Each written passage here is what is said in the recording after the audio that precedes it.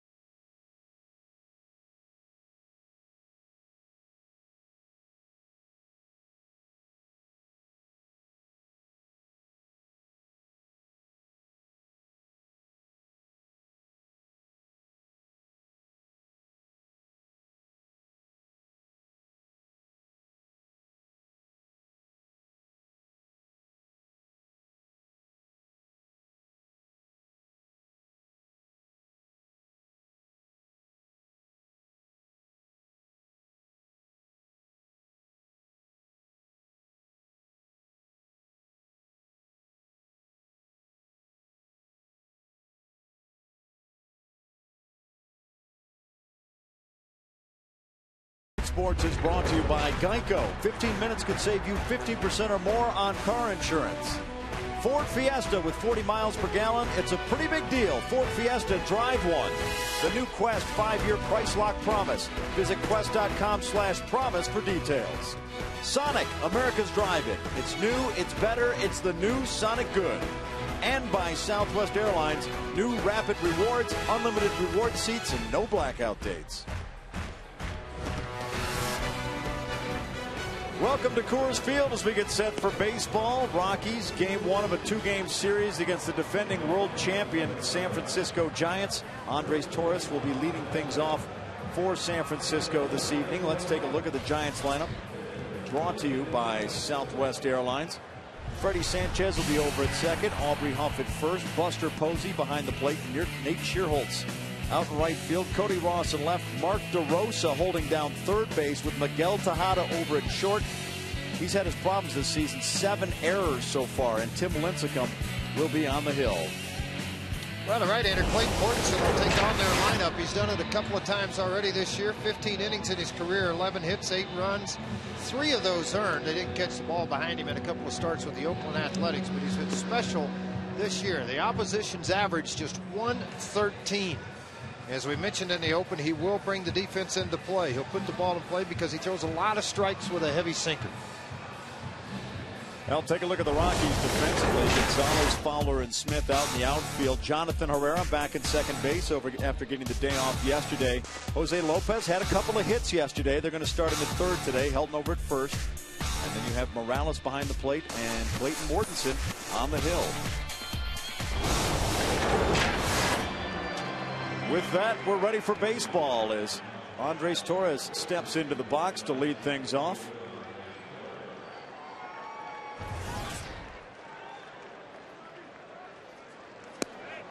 First pitch of the ball game, a fastball for a strike. Not surprising that Torres has swung the bat well since coming off the DL. He swung the bat very well at the minor league level and hitting at a clip 349. 60 degrees here to start the ball game. A much nicer day than we've had over the past couple days out here at the ballpark. Well, Torres has hit well in all 4 games since coming off the DL. 7 for 15.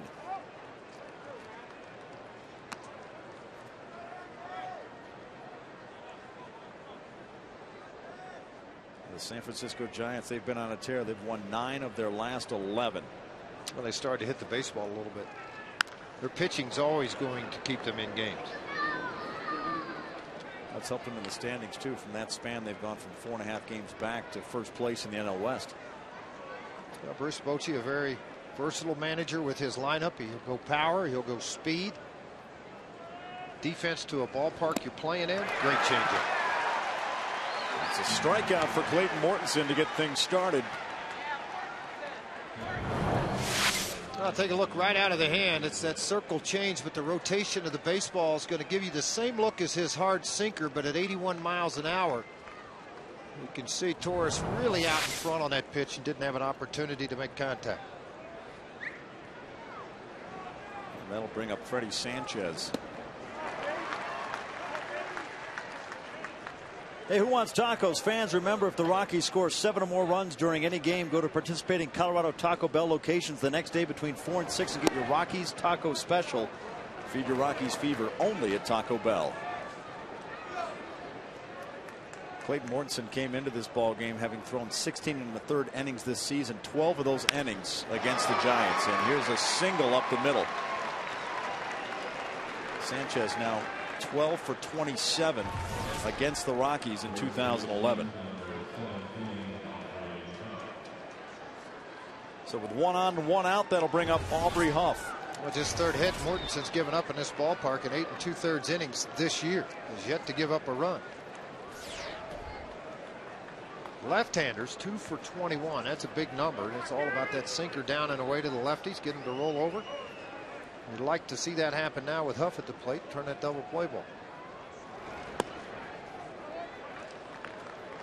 I mean, it's got to give you confidence as a pitcher to not only pitch well when you're called up, but to pitch well in a park like this. Well, absolutely it does. And not to give up any runs. You see what left-handers have done. Right-handers not much better. 125 average. It's good and it's rewarding because he's had a couple of shots. One with St. Louis, one with Oakland. It didn't pitch well. Now he's getting a shot again with the Rockies and obviously is taking advantage of it. This is his 9th career start. 2nd as a Rocky. Swing and a miss there for a strike. Early on, showing a good changeup to left-handed bats. He struck out Torres, and that was nasty at 82 to Aubrey Huff.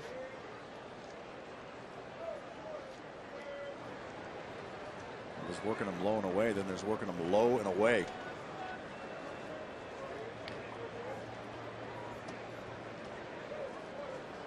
Here's the 1-1 pitch. This one grounded towards Herrera. He'll go to Tulowitzki for 1 out to throw to first. In time for the double play. And that'll take care of business here in the top half of the 1st. We head to the bottom of the 1st. No score.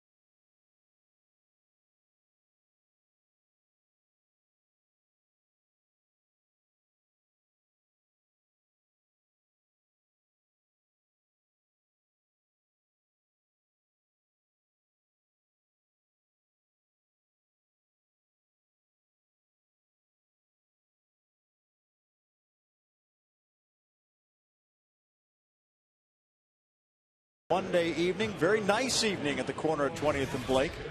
There you see Dexter Fowler, who will lead things off for the Rockies here in the bottom half of the first. Take a look at the Rockies lineup, brought to you by Southwest. Jonathan Herrera batting second, got the day off yesterday.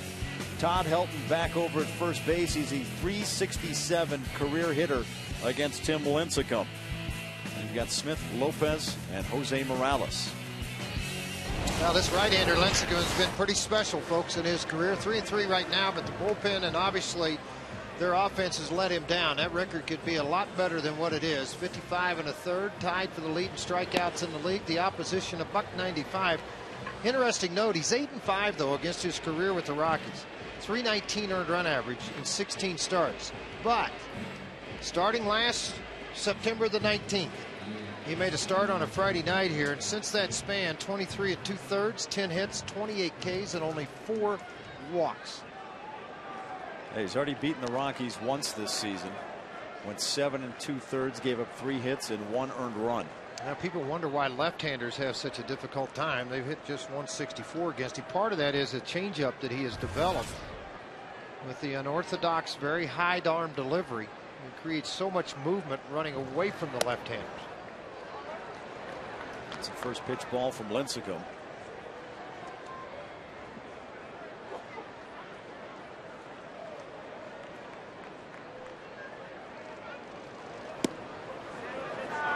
And Lincecum falls behind Fowler 2-0. Fowler is 2 for 16 in his career against Lincecum and 4 walks.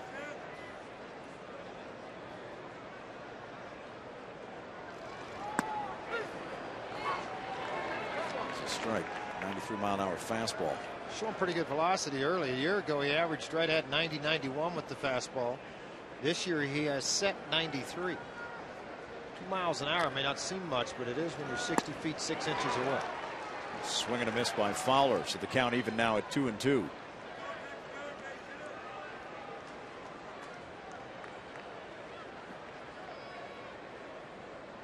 Swing and miss on slider. Go back to that pitch, outer half the plate. And good job by Dexter not to chase. Yeah, you can see on the strike zone, the forward strike zone, that pitch comes in and appears it's going to be in the strike zone and just drops to the bottom of that strike zone. And he walks him. Let's take a look at the Giants defensively. You've got Ross, Torres, and Shearholtz in the outfield. Miguel Tejada has been playing some third after the injury to Pablo Sandoval. He's over at short now, as we said at the top of the broadcast. He's got 7 errors this season. Buster Posey behind the plate, and of course Tim Lincecum on the hill. That'll bring up Jonathan Herrera. Not the kind of guy you like to have up in this situation with a runner on, because he can do so many different things for Jim Tracy. Hit and run, he can bunt, and I think runs will be a premium in this game. In the 6 previous games, the Rockies have scored 19 runs. 10 of those came. Now there goes Dexter Fowler. He's off base. And now Lincecum's going to track him down. Over to Huff, and they apply the tag. Tried to guess of when he was going to go to the plate. Left early off of the bag. And of course everybody in the infield starts yelling when this happens to step off so you don't balk. Dexter halfway down slammed the brakes on, and then Huff able to apply the tag. Dexter Fowler has 2 stolen bases. He's been caught 4 times. Obviously, part of the game Dexter would like to improve on is his base stealing ability.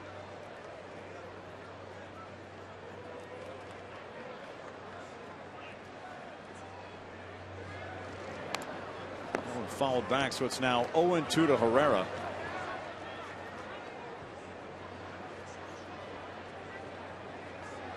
So I was saying before, the Rockies have scored 19 runs against the Giants in the previous 6 games of this season.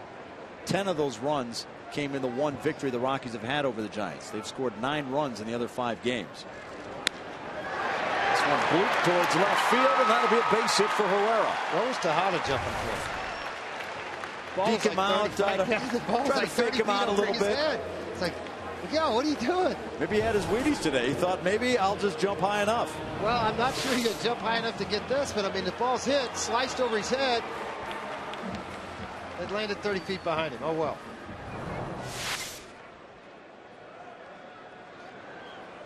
So for the second time this inning, the Rockies have a runner at first, and that'll bring up Carlos Gonzalez.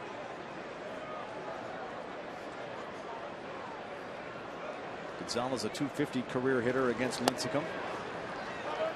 Outside for a ball. A lot of changeups. That's what he'll like to throw him. Now, you may show him one fastball in off of the plate and then work changeups away. First offering a changeup at 83.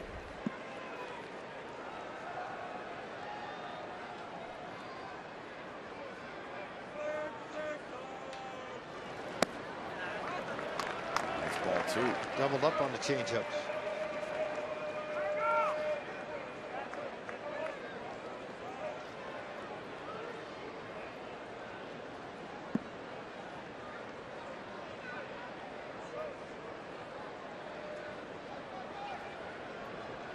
Here's the 2-0 pitch.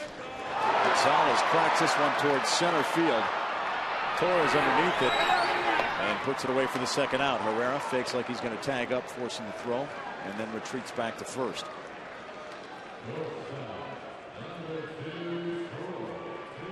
Tim Lincecum currently has a 17-inning scoreless streak going. Not the first time in his career he has done that.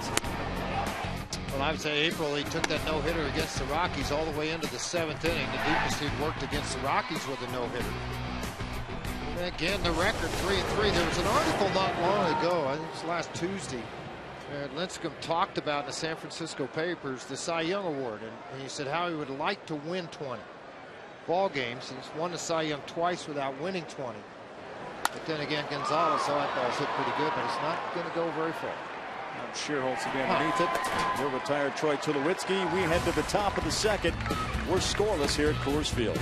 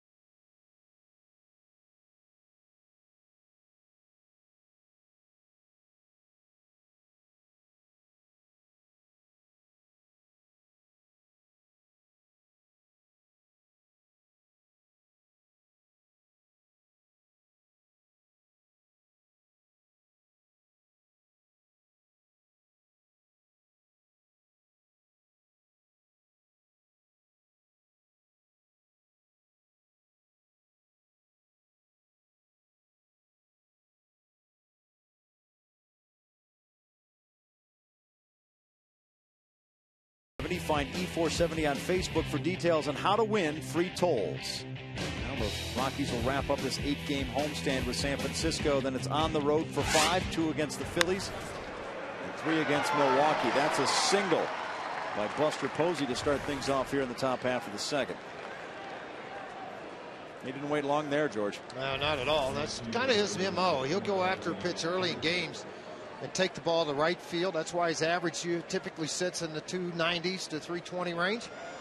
He's not afraid to reduce the power, but have back control and take control of the baseball and go to the right side. Nate Shearholtz digs in.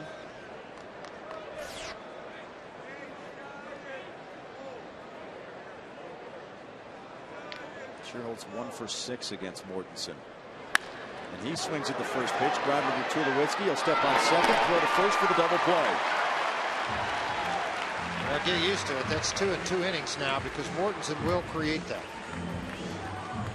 And a lot of them are tailor-made, just like this one, Tula whiskey, a nice little 3-hop. Got it right out behind the bag, able to tape the easy flip on to Todd Helton.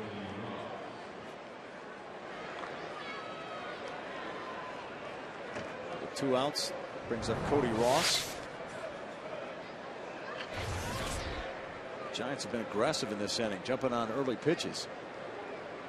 Well, that's what you like to see. That's how you work deep into games, throwing strikes. And Mortensen's throwing 13 pitches, 10 for strikes. Whoa, that one hits Cody Ross. He'll make his way down to first base. That one got away from him, George. Yeah, it sure did. Anytime a good sinker baller has a ball get up in the air, it'll have a lot of run and fade to it. That's exactly, it got a couple of guys. It got Cody Ross, it gets Morales, and it also gets Tim Cheetah, the home plate umpire, off the shoulder, off his helmet, and bingo. That's a trifecta. That's a 3-fer. With Cody Ross at first, up comes Mark DeRosa. DeRosa's 0 for 10 since coming off the DL.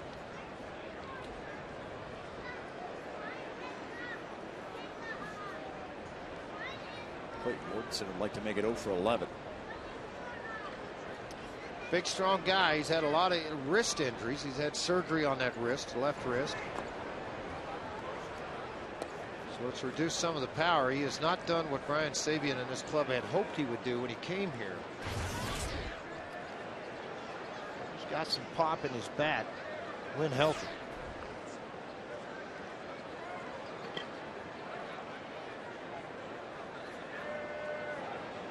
The 0-1 pitch. Grounded towards Lopez, over to Herrera. And that's the final out of the inning. We go to the bottom of the second. We're scoreless at Coors Field.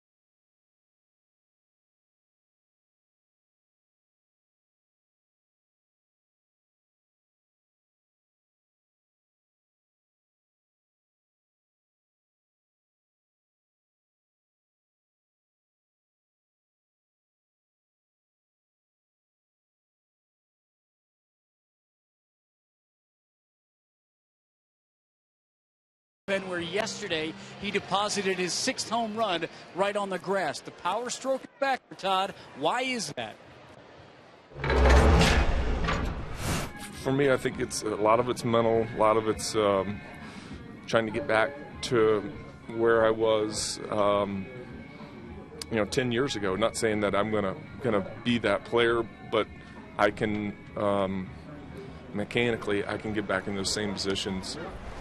Tom, George, all he said to me was, you know what, my back doesn't hurt anymore. He's feeling fine. 444 in a 5-game hitting streak, and at the plate now, guys.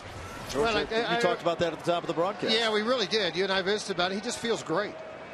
I mean, he's not going to do a lot of the things he did, obviously, 8, 9, 10 years ago.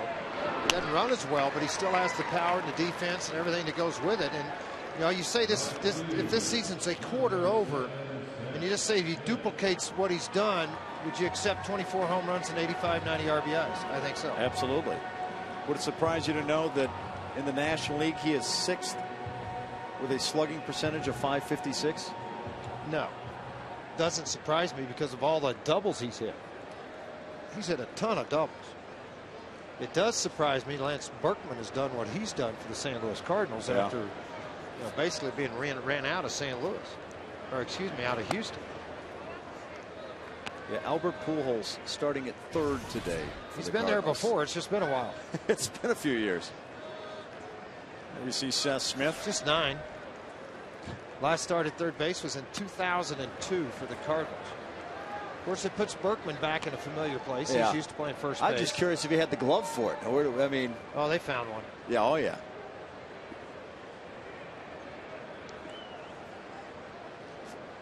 Two 2-0 the count to Smith. Side ball 3.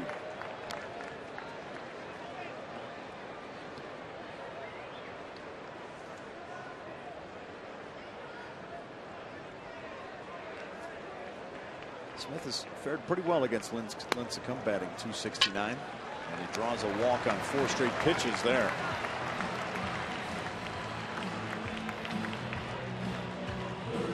Oh, who are these high girls? There are replacements. What are y'all doing? You having fun? You're watching the game? You're on TV? We may have to get some of their calls. Maybe they got a home run call. Well, out in the play area, they've got the batting cage throw to see how hard you throw, and then they got a kick caster area where they can go in and call the game and watch the game on TV. And right now, girls, you're on TV. You did good. You didn't act like Sam or anybody who works for us and start waving and jumping up and down when you're on TV. Well, they're professionals out there. They know what they're doing. They'd probably like to quit being on camera, see the action there. They'd probably have some interesting stats and stuff they want to deliver.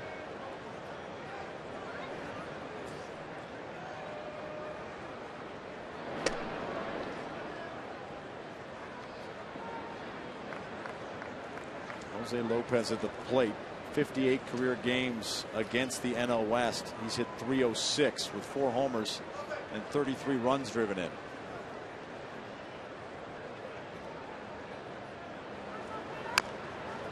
Rounds this one foul.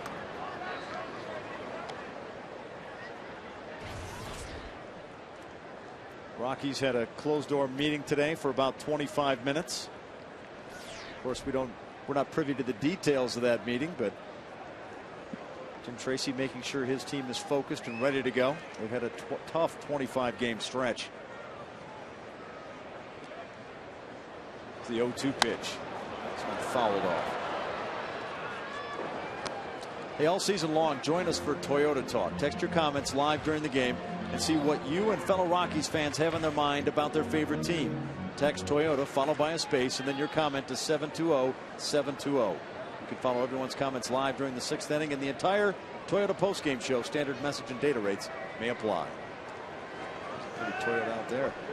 I get a pretty good question for it tonight. Yeah. If you want to ask one to have them text into you the 6th. You're going to give me a question that they can text. Yeah. in? Well, I'm just going to throw it out there. You don't have to like it.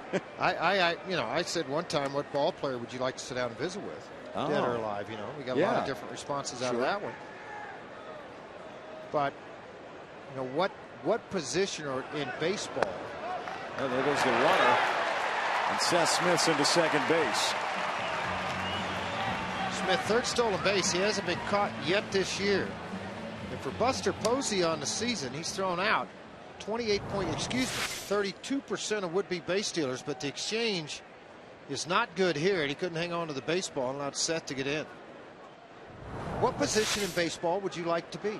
What would you like to do? Would you like to be a general manager, scouting director, assistant GM, you mean manager, anything player? in the organization at all? Just pick it.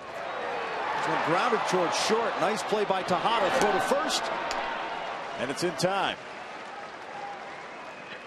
Well, for a guy that's got 7 errors this season, he played that one pretty well. Yeah, he did. I mean, the ball's hit very hard. It's on the line. He's going to have to backhand the baseball, and it's hooking towards him a little bit. He's over into the hole. He has the runner to deal with. He's able to make this play and curl around with it and regain his composure after he plays it on that long hop to reduce velocity. And then a throw to first, and Huff able to get it. Tejada likes it. playing a position that he's played a long time in his career. They're going to intentionally walk Jose Morales to get to Clayton Mortensen. Makes sense, but it's surprised a little bit that they would do it this early in the game.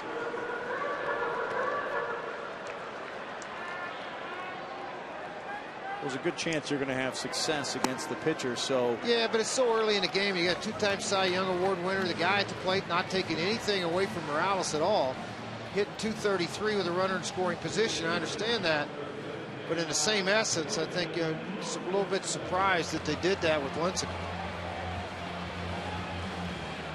There comes Clayton Mortensen, who's 0 for 5 this season and has struck out 4 times. He was swinging a bat in the clubhouse yesterday, and I talked to him and said, "You're breaking in a new bat?" He goes, "You know what? I'm going to lay into one tomorrow because I'm tired of punching out."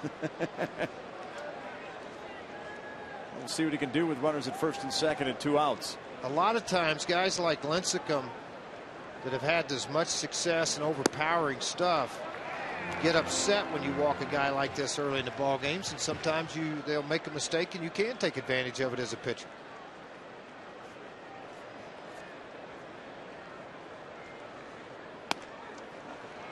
Strike, 94-mile-an-hour fastball evens the count at 1-1.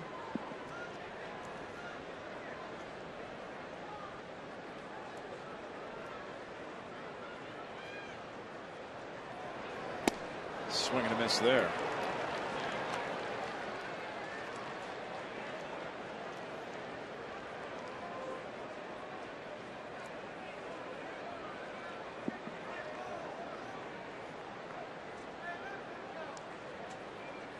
The 1-2 pitch. That one high, ball 2.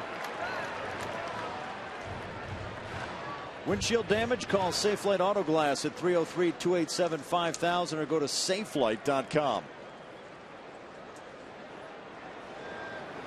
Swing and a miss, and he strikes out for the 5th time this season, and that will take care of business here in the bottom half of the 2nd. We head to the 3rd. We're scoreless.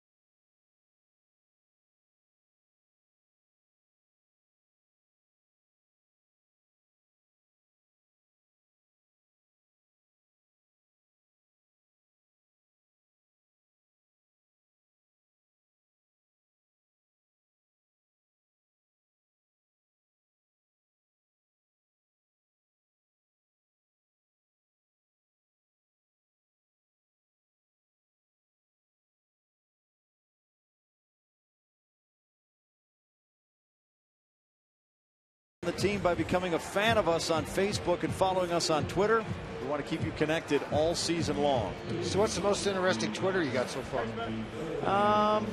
There's just general questions. Some people have scoring questions. Some people, of course, want inside information on the Rockies.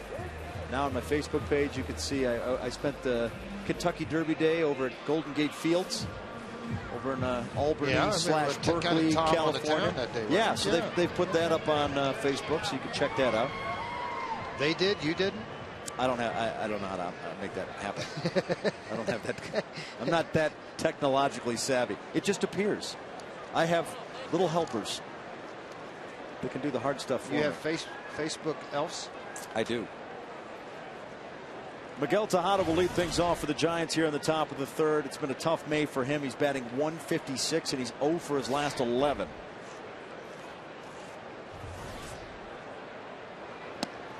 First pitch strike from Clayton Mortensen. How about this? Just 4 balls thrown by Mortensen in 2+ innings. Not trying to jinx you, Clayton. You're doing a great job.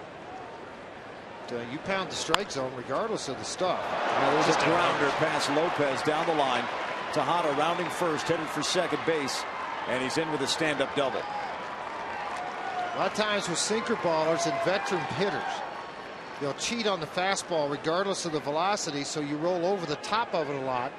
You'll see a lot of balls down to third base line or in between third and short because they're starting so early on the fastball. That's not a bad pitch. That pitch is down. I mean, really down. Tejada went and got it. Committed his swing early and just shot it past Lopez. Now, Lopez looking at this play, he's disappointed that he was not able to make a play on it after Tejada made the play on him at shortstop. That brings up the pitcher, Tim Lincecum, who's 1 for 18 at the plate this season. Trying to lay down the bunt. A lot of the Rockies today, about 2 o'clock, were out on the field early working on bunting. All the guys with speed: Spilborghs, Fowler, Herrera, Smith. Bunts for base hits.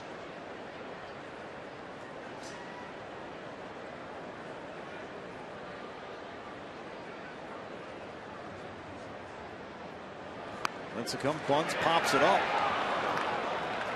Lopez tried to come in on it, but about a step away.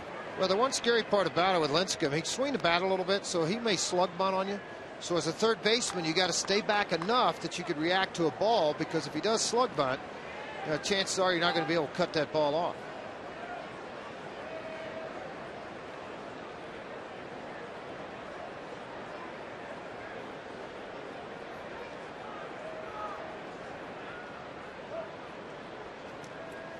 Here's the 0-2 pitch. Outside for a ball. Check out the new Camarena Bar, and it's the loft located in center field. It's available for groups up to 63. We've been up there. You and Drew did a ball game. Oh man, that was a blast up there too. The nachos. Oh, Doug. They're great up there. 1-2 pitch. Gets the bunt down this time. Mortensen will field it. Fired over to Helton as Tejada moves up to third base.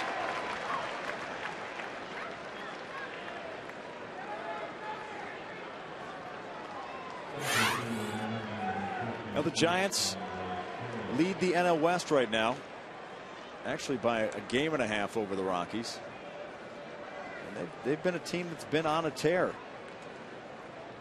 They play great baseball. 8-2 the last 10. Average is not there. The runs aren't, but the ERA is, with 4 shutouts thrown over those ball games the last 10 games. Their 9-2 record since May 3rd is the best in the National League over that span. Not to mention they're 14-7 against the NL West. It's kind of an interesting little note. Last year, what do you think they were at the same time? Same record? Yes. 22-17. You knew that was coming in. I could feel it. You felt it? Andres Torres at the plate, struck out in the first inning.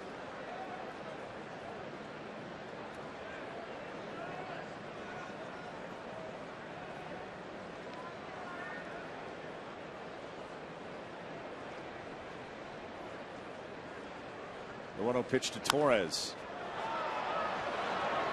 This one. Fly ball to left. Carlos Gonzalez has it. Tejada tags up and then holds up. Great throw by Carlos Gonzalez. They hold Tejada at third. We mentioned how well the Giants have been playing since May 3rd with that 9-2 record. If you look at the records through May 2nd, and then from since that time, they've been the best team in the NL West. And they've turned it up. The Rockies obviously have struggled at 3-9. There'd be 6.5 back right now. Early on, the Rockies dominated baseball, period. You've got to get back that feeling of domination again. And happy. I liked what I read in the paper. Go out and have fun playing the game. Sure. Quit putting so much pressure on you. Just go play the game. Freddie Sanchez at the plate. He singled. Back of the first.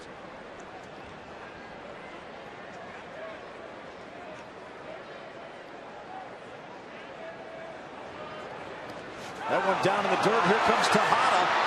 And Tejada's going to score, and it's a 1-0 game. And Mortenson's mad at himself. Well, because he's worked so hard to get those outs. I mean, he had a position not to give this run up, and that's what he was trying to do. And then all of a sudden you make the wild pitch and the run scores on a wild pitch down in the dirt. As a catcher, you see a ball away from you that far, and where it was thrown, it makes it very difficult for you to block. You can see spread out, but that ball hopped around his leg. It was thrown so wide of the plate area. And it didn't appear in the beginning, and we'll watch Tejada, that he was going to come, because I don't think it rolled that far. He hesitated, then he took off and was able to beat that throw. That looked like he wanted to be sure how far that ball was going to go before he made a break for it. So the Giants with a 1-0 lead. 2-0 the count to Freddie Sanchez. Swing and a miss. Sanchez had really struggled too. That's what makes Mortensen even a little more angry. 2 for 15 with 2 outs and a runner in scoring position.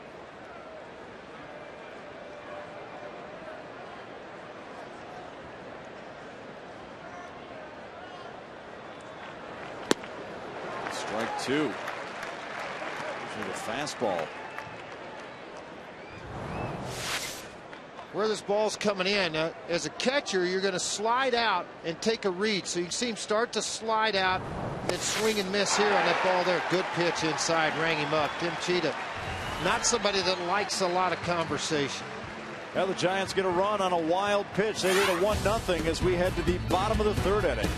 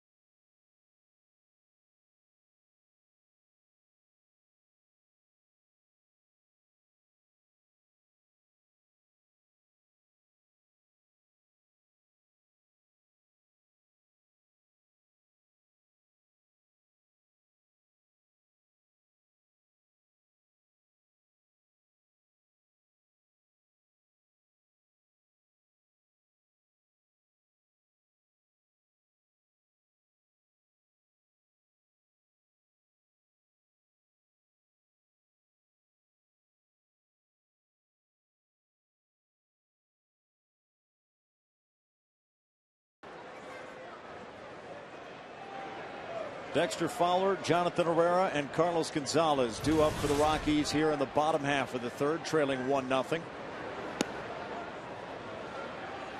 ball from Lincecum to start things off. Fowler walked in the 1st, then was caught stealing.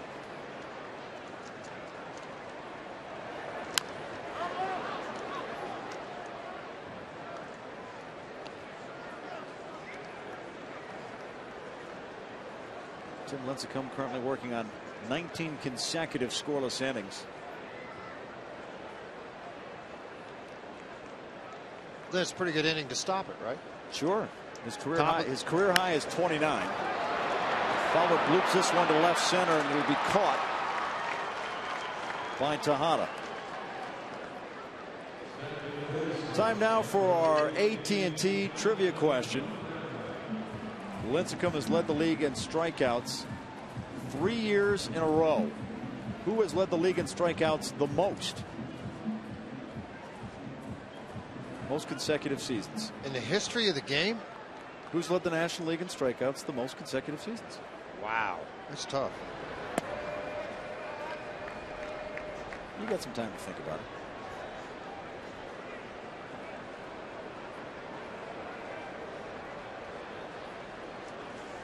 Jonathan Herrera at the plate. Strike evens the count at 1-1.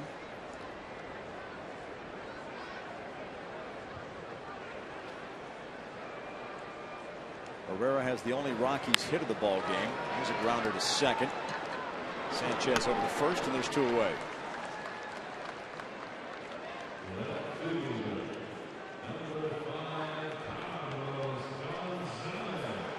That'll bring up Carlos Gonzalez. Gave one a ride to center field in his last at bat.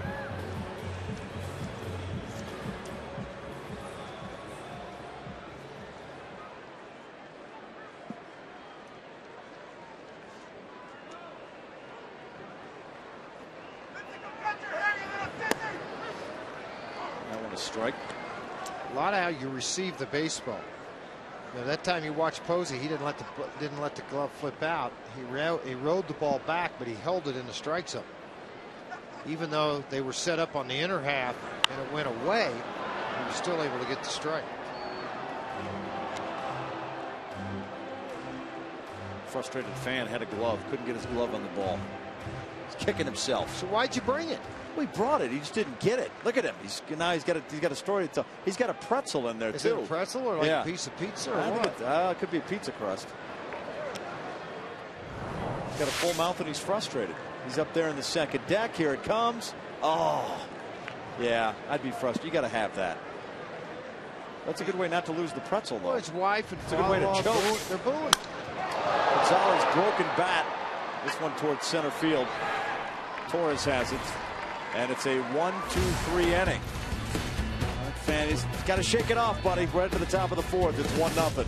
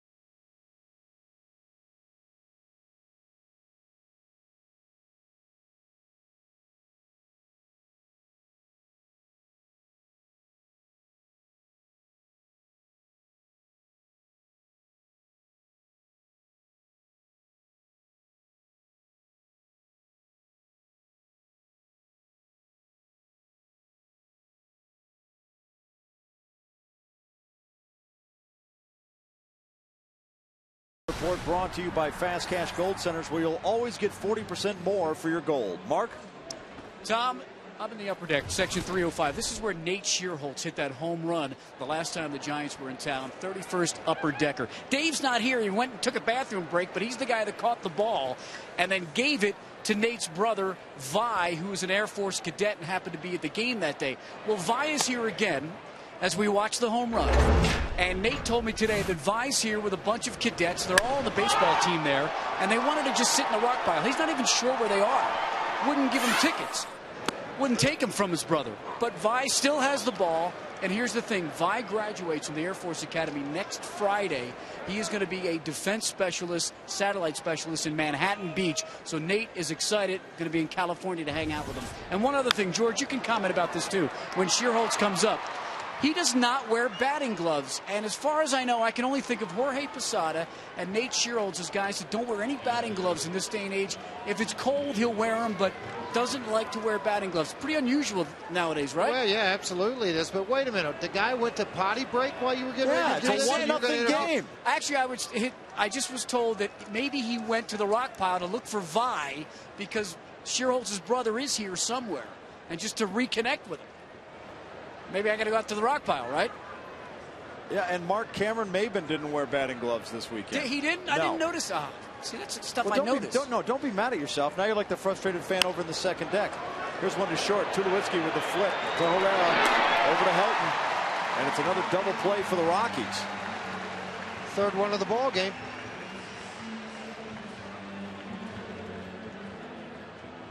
And that will bring up the gloveless Nate Shearholtz.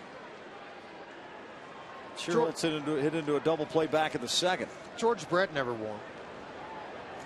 Rose didn't wear them till late. You know who wore golf gloves? Who? Well, Rose did a little bit. At the very end, he'd buy golf gloves, and they would tear after a couple swings. He'd get a new pair. Oh, it's a softer leather. Yeah. It's whatever you like, I guess.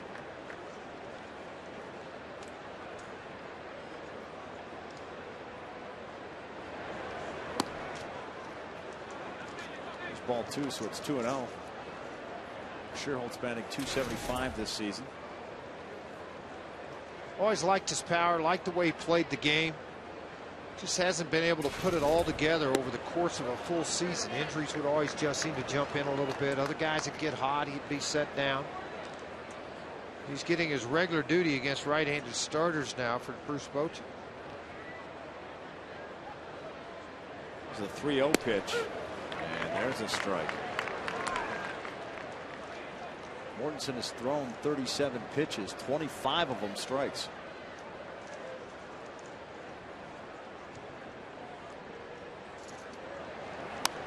This one fouled back, so it's now 3-2.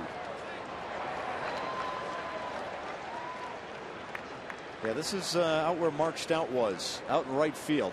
That's a monster shot. Did he already leave, or is he still out there? I don't know if he's still out there. I think he's still out there. I can see him. He's waving. I can see him waving out there. You can't. I can. Look at him waving. He's not waving. He's waving. Now they walk him. George, I'm still here. I can't believe you can hit a ball this high. Or that far. Or that far. 31st upper decker. 31st, yeah. Who hit the first one? Barry Bonds. It's got to be before that. Well, not the first ever. The first for the Giants. I think the Giants have had 4 up there. Shearholtz had that 1. Bonds had 3 he put up there. I was just talking about the first first time ever. Walker had to hit 1 or 2 up here. We know Stewart has.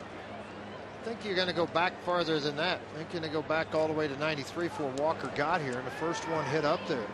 Ha! Larry Walker, that was the longest. And the first, 1996, Walker hit it 475 feet. Then Ray Langford hit one. Ken Caminetti's hit a couple up there on July 10th and 11th. Huh.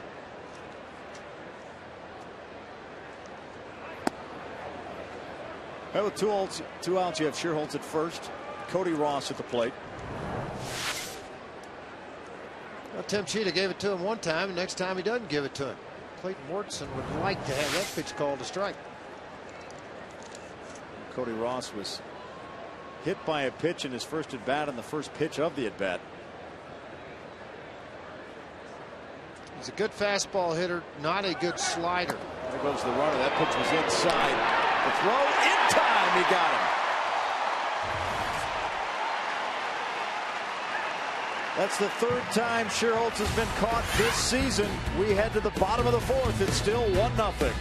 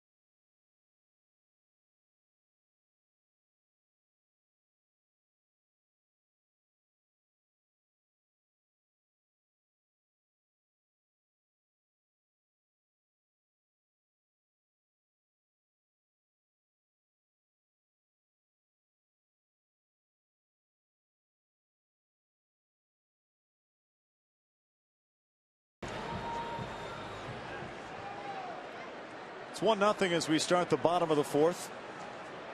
Lincecum will face Troy Tulowitzki. He swings at the first pitch, grounder to short, throw to first in time. Now this replay is brought to you by the Colorado Lottery. Don't throw away your non-winning scratch tickets. Replay every ticket in the second chance drawing at coloradolottery.com. We take you back to yesterday, 6th inning of the ball game. Todd Helton with a solo home run, his 6th of the season. He had homered in back-to-back games for the first time since August of 2010.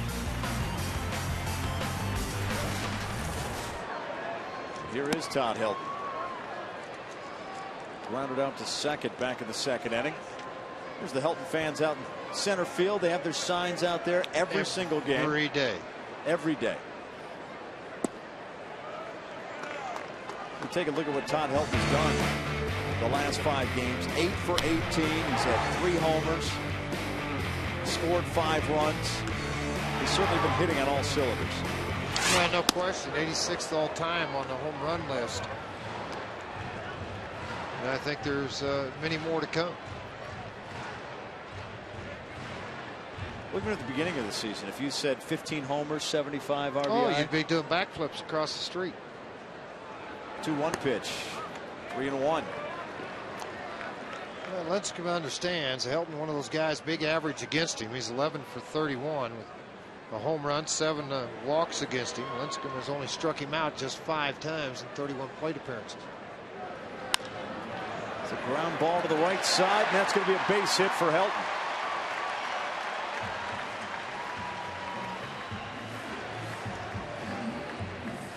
All right, time now to answer our AT&T trivia question. We'd asked you earlier, Lincecum has led the league in strikeouts 3 years in a row. Who has led the National League in strikeouts the most consecutive seasons?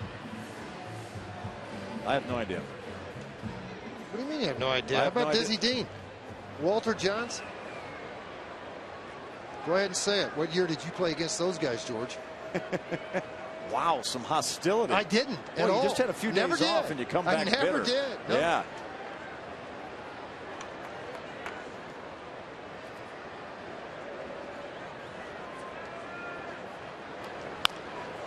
So Smith follows this one down the right field line. I just assumed because you graduated the same year, you might have known him. Yeah, absolutely. Smith walked in his first appearance tonight in the ball game against Lincecum. It's the only time the Rockies have had a couple of base runners on. They both got on by walks. One of those intentional to Morales. Well, they've had a base runner in all but the 3rd inning. Can't get anything across yet. So Smith fouls this one off the left side. And that's a guy using the glove. Now look, he's looking over the side and he sees a guy down there that brought his glove, snag it. Now he's really kicking himself. Yeah, he's getting high fives from everybody. Yeah, look at him. Oh, look at him now. He's getting pizza thrown at him. He's reliving the one he missed over and over in his head. He's like, come on, give me one more chance. Smith swinging a miss and he strikes out.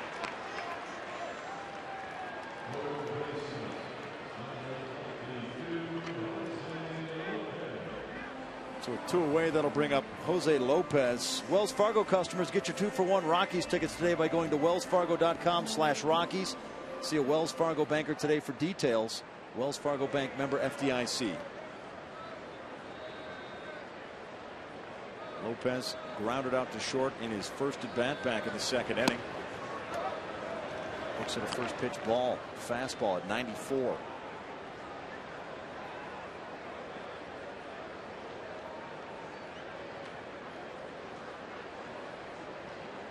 The 1-0 pitch.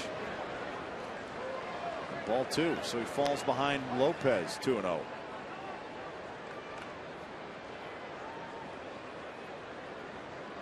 Rockies have just 2 hits on the day so far.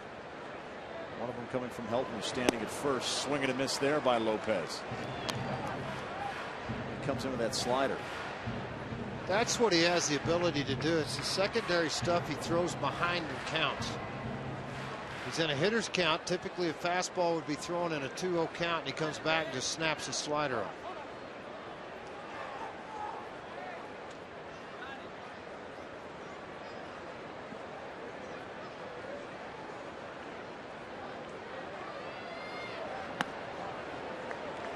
The 2-1 pitch misses, so now it's 3-1. Lincecum has issued 3 walks in this ball game, one of them intentional.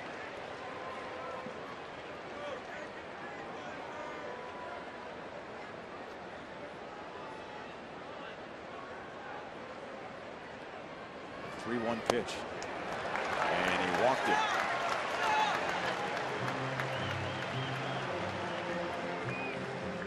Time now for our Geico quote of the day, and it was spoken by Randy Johnson, who said he's a dying breed because of the way he just dominates the game. When you think how young he is, and he's certainly light years ahead of where I was, there's no telling what he might do the rest of his career. That's Randy Johnson talking about Tim Lincecum.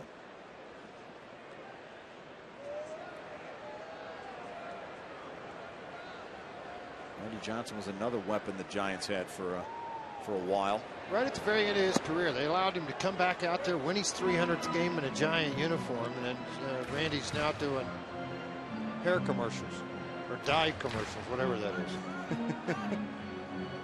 With Keith Hernandez and yeah. Walt Frazier. Does Randy Johnson have gray hair now, or not anymore? Kinda. It's Jose Morales. Well, not anymore is a good way to put it. Yeah.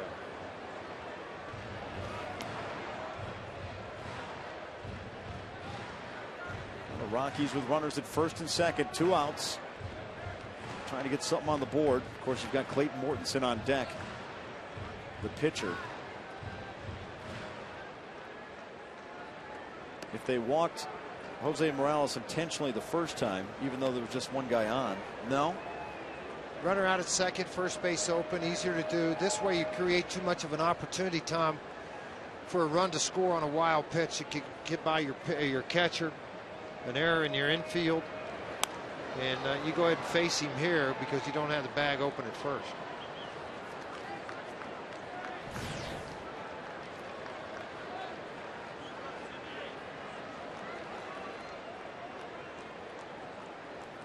Chris Iannetta getting the day off behind the plate with a day game tomorrow, and after that ball game, it's on the plane and off to Philadelphia for a 2-game series. Morales looking to do some damage here. 1-2 pitch, looks at it, 2-2.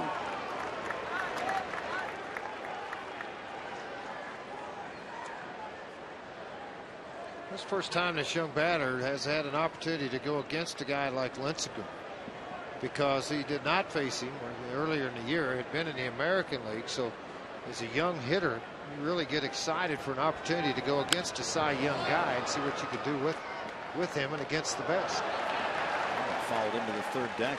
That guy make a catch that barehanded. Who made the catch? It's just torturing the guy down the line here that had the mitt and didn't get it, as he's seeing people all around him pulling foul balls left and right. Maybe we ought to send a ball down to him. What do you think? Well, don't you think he wants sad right he wants now? to earn it at this point, doesn't he? Well, we could throw it to him from like two seats back. He's laughing on the outside, but he's crying on the inside. That's what I'm saying. Want to go let's happy? Give him a chance. It's the fourth inning, George. Right. We got some time yet. We want to wait till the eighth. Eighth inning, yeah. We have to keep our eye on him, make sure he doesn't leave. All right. Because Doug can't run real fast right now. Doug Arstatska has a bad back. He can't run at all. Follow the Rockies with MLB.com at Bat 11 app, featuring highlights and more. Text @BAT to 31826.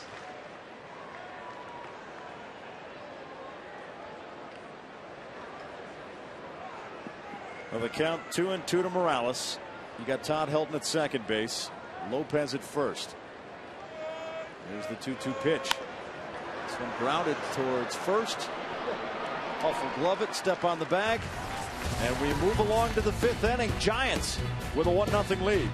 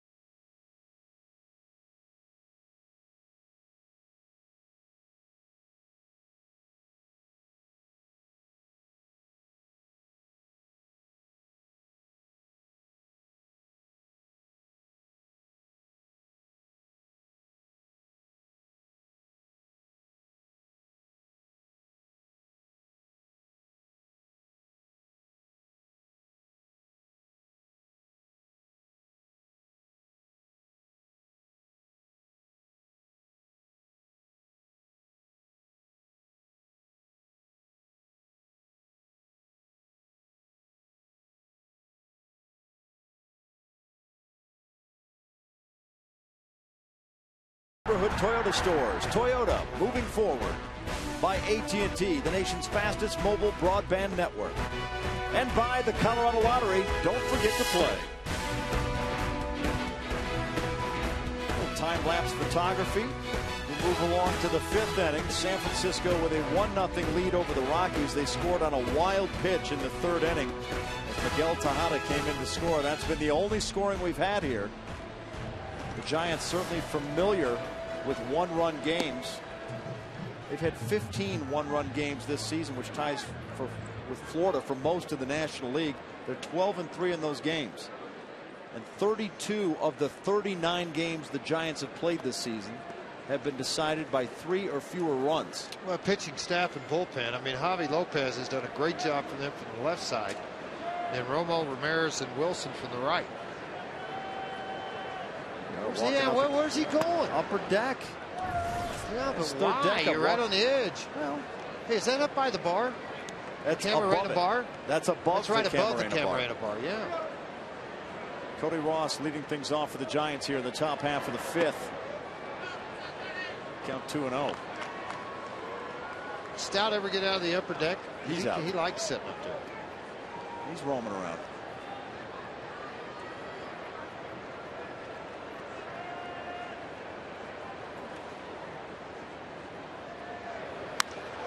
This one driven to left field down the line. This one curving foul. It's a break from Mortensen. High fastball, 87 miles an hour, and Ross just pulled the trigger early. Fortunate. Mortensen, you see those numbers look pretty good so far matching up. Just 1 walk, Lincecum with 4. See, here's the fastball. Watch, when it's up in the zone, you don't get nearly as much sink, and that ball's running right across his belt line. Sinker ballers don't want to be up there. You want to be down. Pitch inside to Ross. Ross hit by a pitch back in the 2nd. He was batting in the 4th when Nate Shearholtz was thrown out trying to steal second base. Count now 3-1. And he walked it.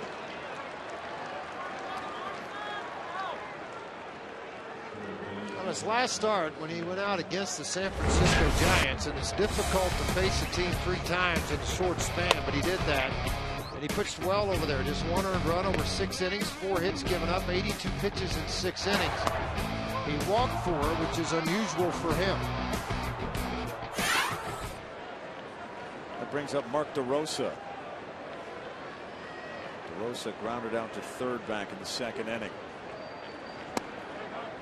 First pitch strike just above the knees. In comparison, folks, you look around a lot of starters in baseball.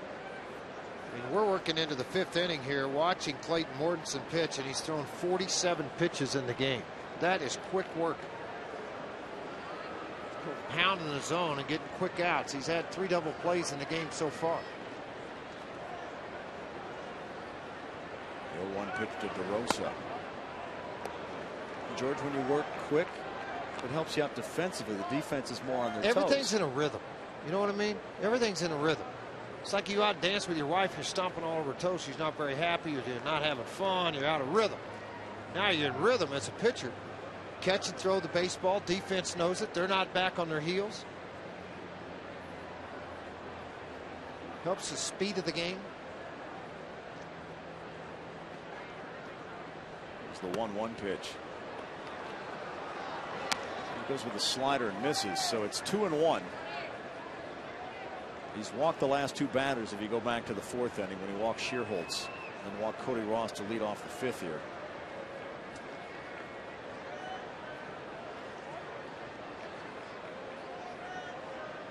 If you look at San Francisco offensively, you'd wonder how they lead the division. They're 16th in the National League in runs, 13th in batting average, and 12th in home runs. And then look at pitching. Yeah, look at saves. That's where the stats start to flip. Yeah, and look at holes and how they are in that division. All those things that you talk about or you look at from the pitching perspective of things.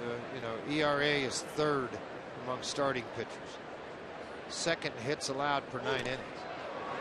2nd in strikeouts by among their starting pitchers.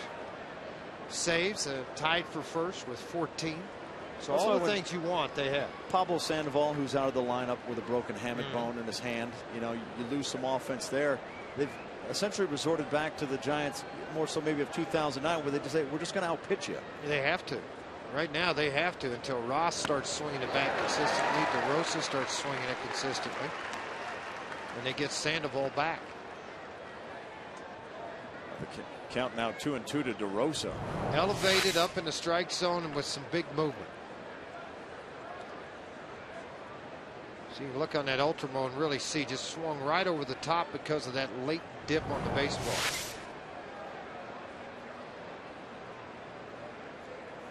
Here's the 2-2 pitch. There goes the runner. Throw to second base. Will not be in time, and that's a stolen base for Cody Ross, his first of the season.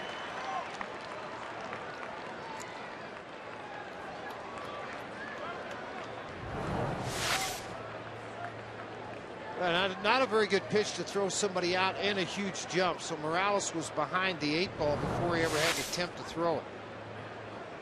Jim Tracy with no outs and a runner at second, hoping that the Giants are not able to build as they work in the bottom half of their lineup. Ross had really gotten a great big lead, and you're going to play to pull a little bit. So Tulowitzki, who typically handles a lot of those pickoffs, is not there, but Johnny Herrera is the guy that's going to kind of dart in and dart back, get back into his position and try to hold Ross. Here's the 3-2 pitch. Swing and a miss, and he struck him out.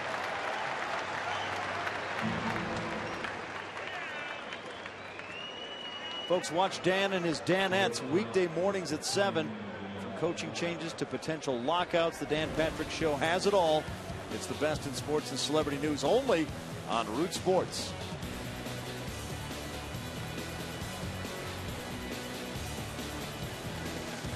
That'll bring up Miguel Tejada, who's got a .263 slugging percentage, lowest among nationally qualified batters. Tejada, though, doubled back in the third.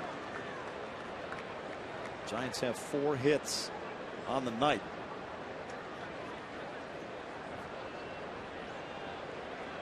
Tejada been playing a chunk at third base, moved over to short. As we said, Pablo Sandoval injured. Since he's gone in the DL, though, the Giants are 10-4. Yeah, they'd still like to have that bat back, though, and I think they'll probably get it here fairly quickly as he starts to heal. They tell me he's a couple of weeks away from going out on a rehab. He was out today working awfully hard on a lot of agility drills early with the weight and strength guy of the Giants. That you can do. It's the holding the bat, the swinging that's going to have to take its time. One-handed swings. The 0-1 pitch. This one grounded to third. Lopez checks the runner, throws over to first, and there's 2 away as they hold Cody Ross at second base. A nice job of pitching by Mortensen, and now you got Lincecum coming up. Just don't make a mistake with the pitch. Make sure you stay down and try to take advantage of this situation and working out of this thing after the walk to Ross. Well, earlier today, about 2:30, he was out. A lot of ground balls. Can't necessarily throw, obviously. Yeah, it's not necessarily a cast on his right hand, but it's taped up. He's still taking an awful lot of ground balls.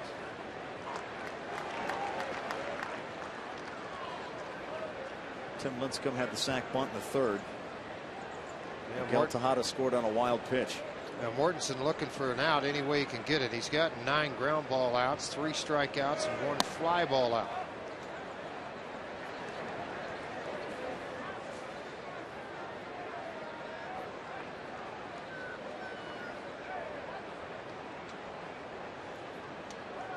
Lincecum has 1 hit this season. It's the 1-1 pitch. Took a hack at that one, 1-2.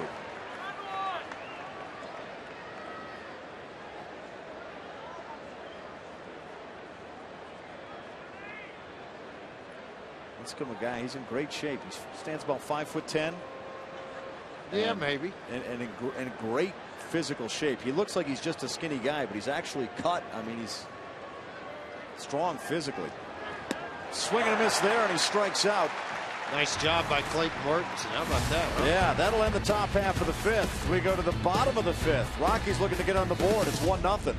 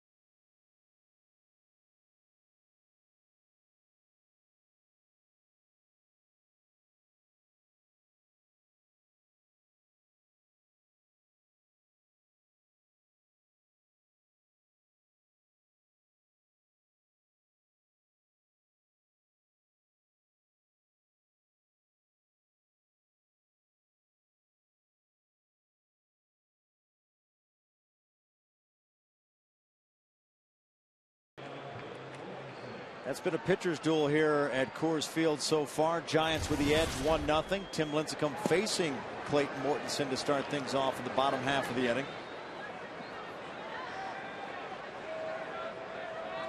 Tim Lincecum currently has 21 consecutive scoreless innings going. Let's check in once again with Mark Stout. Mark. Tom, George, you were talking about Clay Mortensen hitting earlier in his previous at-bat, and I did talk to him a little bit yesterday about it. And I said, hey, could you hit when you were in college or younger? And he's like, yeah, everybody threw 84 straight, and I had a metal bat. And he said, now it's 95, moving, and I got a stick in my hand. So not so much. But he did play last year with Jason Jennings, the former Rockies pitcher. As this rolls down the line. It just gets fouled. Just fouled. And that was about a foot away from hitting the bag. Not a home run there, but he almost got it to first base. But Jason Jennings was on that Sacramento team, Georgia, you talked about last year. Oh, yeah. Jennings is the last Rockies pitcher to hit a home run.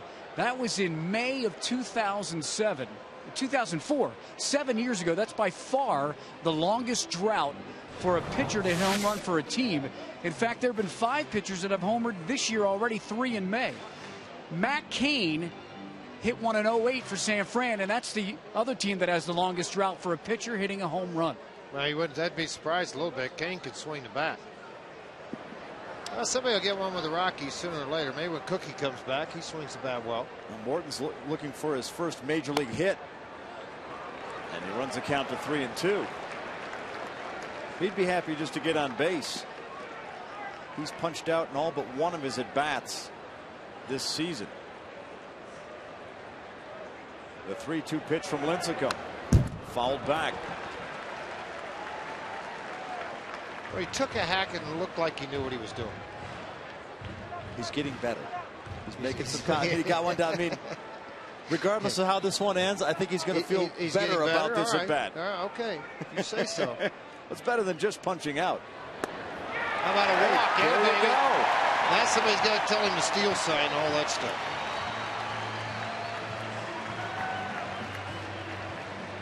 Well, the Rockies have had a base runner in every inning but the 3rd inning. They have yet to push somebody across home plate. That'll bring up Dexter Fowler, who walked back in the 1st, then was caught stealing, and then popped one up to short in the 3rd. A couple of hits for the Rockies. 5 walks now for Lincecum. He's thrown 72 pitches. He's not out of the 5th yet. Mortensen had thrown 58 pitches through 5. Fowler showing bunt. Well, Dexter, one of those guys out here earlier today that was really working hard on the bunting part of things. And one of the hardest things for guys that bunt for base hits, running out of the box and trying to take the ball with them, or pushing up the 3rd baseline, is to sacrifice for some reason. A lot of guys have trouble with that. Doug, you remember Willie Taveras had a tough time with it. Always trying to bunt for a base hit versus just giving himself up, getting the ball down. Gets that one down foul, so it's now 0-2 to Fowler. Mortensen will walk back to first base. We saw the career numbers for Fowler against Lincecum.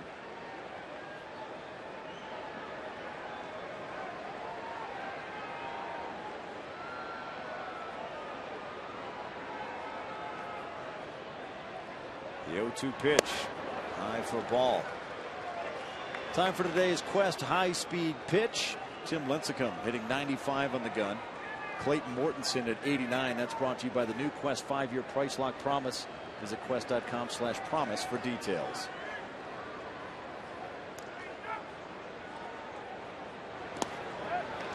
And now it's 2-2 to Fowler. Tried to work another slider and change-up mix. That's what he's trying to do to Fowler, because he tried to do that in his first at bat, and then he had to come back with after a 2-2 slider ran the count to 3-2. He went fastball and couldn't throw it for a strike. He's trying to get Dexter to swing at something off speed now. Grounds this one to third, and it handcuffs him, and it's off into left field. Took a high hop on DeRosa. He couldn't glove it. And now the Rockies have 2 on with nobody out. That'll be a base hit for Dexter Fowler. wonder why DeRosa seemed to be fairly close to the bag. I mean, even with it, see when this ball's hit versus playing a little bit deeper. So that ball got on him quick. With a left-handed guy up, I mean, you know, Lincecum's a good athlete. He's going to be able to get off the mound if Dexter would have been told to bunt. Instead, that ball hops and it gets by him for a base hit. Good for the Rockies. They maybe have a chance here. You lay down the bunt. Got to make sure you make DeRosa come get it. Herrera shows bunt. The reason you want DeRosa to come here, obviously, is it clears for Mortensen to get here uncontested. But if you bunt it out into this area right out here, it's going to make it difficult because that allowed DeRosa to retreat back to the bag and Lincecum to make the play on Mortensen. 1-0 the count to Herrera. Mortensen at second, Fowler at first. And gets the bunt down this time. Make the throw to first, and they get him just in time. Though there was a moment of hesitation there by Huff as it looked like he might go to third with it. So scored a sacrifice 3-4. And now the Rockies have runners at second and third with Carlos Gonzalez coming up. Yeah, I'd be really surprised if Bochy pitches to him with second and third and first base open. Well, it doesn't get any easier with Troy Tulowitzki behind him, though the numbers have been good for Lincecum against Tulowitzki. Well, Gonzalez has hit .250 with a home run. They are going to pitch to him with first base open. And it's probably due in part because both he and Tulowitzki have struggled this year with men in scoring position. There's the ball. Reminder, all season long, join us for Toyota Talk. Text your comments live during the game and see what you and fellow Rockies fans have in their mind about their favorite team. Text Toyota, followed by a space, and then your comment to 720-720. One of the questions you could ask, should we give that guy a ball who missed one with his glove earlier? Yes. Or should we let him earn it? George says give him a ball. Text in. Enough of you say give him a ball, we'll send one over to him. That one's high for ball two. A lot of times when you get this far behind 2-0 as a manager, you go ahead and pull the trigger and walk him. But, you know, now he's already had 5 walks in this ball game. And with Gonzalez, he's hitting .222 with runners in scoring position this year. Tulowitzki on the other side has hit .205. Well, sac fly will help. He's hit 2 to center field in this ball game. There's the count 3-0. Lincecum working around the plate. Doesn't really want to give him anything to hit. Yeah, he really doesn't. I think you are 100% correct, Tom. He's running hard sinkers away from him, down and in. He's not giving anything out over the plate.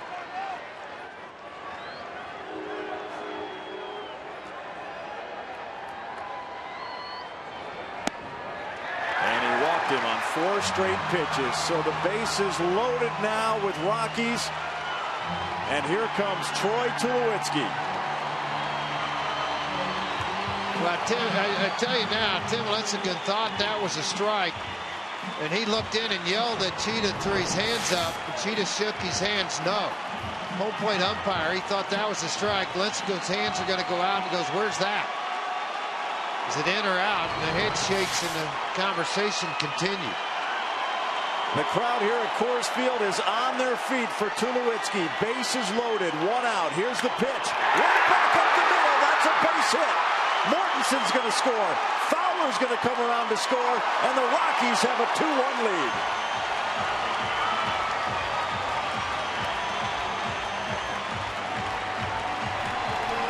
That's just what the doctor ordered, George. You better believe it. And Tulowitzki adds to his team totals now with 26 RBIs to lead this ball club. Tim Cheetah behind home plate. Tim Lincecum obviously had their differences on the pitches to Gonzalez. But did that affect his pitch to Tulowitzki? First pitch fastball right out over the, breaking ball out over the plate. And then right back at Lincecum's head and into center field, just out of the reach of Freddie Sanchez. And then it was off to the races for Dexter Fowler as the second run came in to put the Rockies on top, 2-1.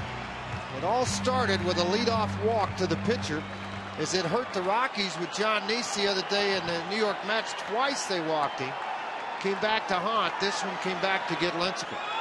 Here's Todd Helton. There go the runners, a double steal. Throw to third. They got him. Yeah, big chance taken. And I mean, it's one you take and gamble with. because you don't anticipate maybe, is Lincecum going to be slow to the plate? Can I get the jump?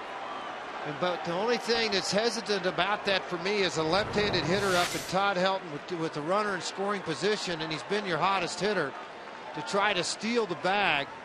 You know, to be aggressive, I understand. That left-handed bat, and as hot as Helton has been, you know, he may have given a run away there with 2 outs. Posey liked it, able to get Gonzalez. Now you have Tulowitzki at second base with 2 outs. The count 1-1 to Helton.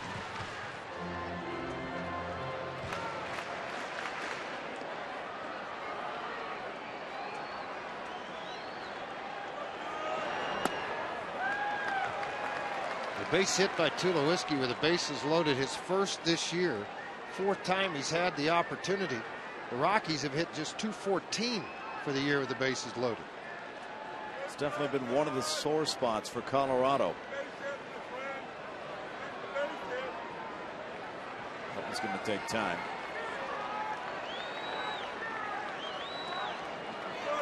Lincecum would like to take his time with Helton too. He's 1 for 2 in this game, 367 coming in against Tim Lincecum.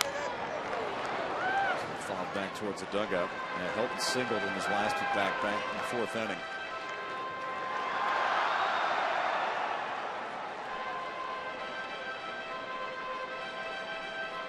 Pretty good crowd here on a Monday evening at the corner of 20th and Blake. Rockies playing the final 2 games of an 8-game homestand before they head off to Philly to start a 2-game series with the Phillies. And it's on to Milwaukee for 3 with the Brewers after that. 2-2 the count to Helton. It's ball 3.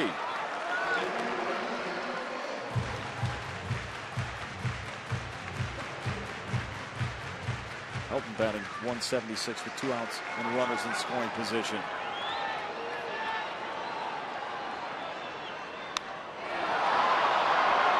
This one up towards right field. Shearholt's underneath it, and he puts it away. Well, the Rockies get a pair of runs on a Tulowitzki single and lead it 2-1.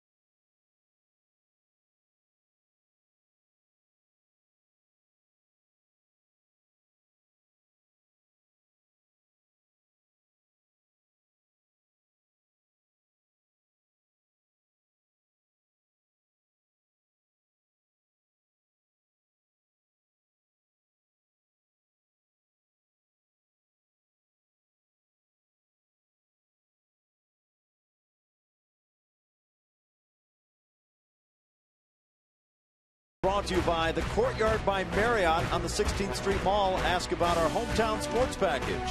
Colorado Hyundai. Don't miss Hyundai's Season to Save going on now at your Colorado Hyundai dealers. And by the Colorado Lottery. Don't forget to play. Welcome back to Coors Field. We start action here in the top half of the 6th. Tom Helm alongside George Frazier marched out here as well. Rockies get a big hit in that last inning from Troy Tulowitzki, a single up the middle, and have a 2-1 lead in what's been pretty much a pitcher's duel up to this point. Well, it had been, and Lincecum, even though he'll walked a lot of guys, he hasn't had a hard hit ball. Sit down. This one to right near the foul pole, and it's gone. A home run. Andres Torres, his first knock of the year, and it's a tie ball game.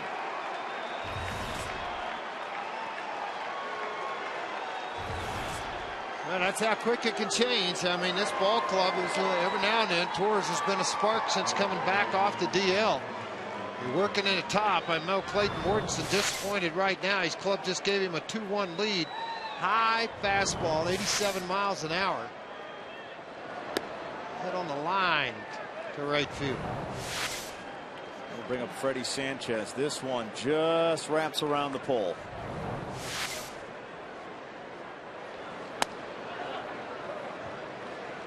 It's 2-0. Torres now 1 home run on the season, 3 RBI. There you go, Toyota talk time. Should we give that fan a ball? George says yes. Absolutely give him a ball. We'll get your decisions. That's part of the fun of coming out to the ballpark, is earning that foul ball. Well, there's it's not as good a story if someone just walks it over and gives it to him. It is if it's Dougie. We haven't talked to Doug. We don't know if he's excited about the project. 2-1 pitch. This one's a single to the left side past Tulowitzki. The ball's starting to get up a little bit in the strike zone, too, for Clayton Mortensen. He got to work down that lower half. That ball got away on the throw in. It's the first time this ball game that the Giants have put 2 hits together in 1 inning. Yeah, Bob Apodaca is going to go out and have a quick visit. Just tell him to lower the things down in the strike zone where he worked early in the ball game.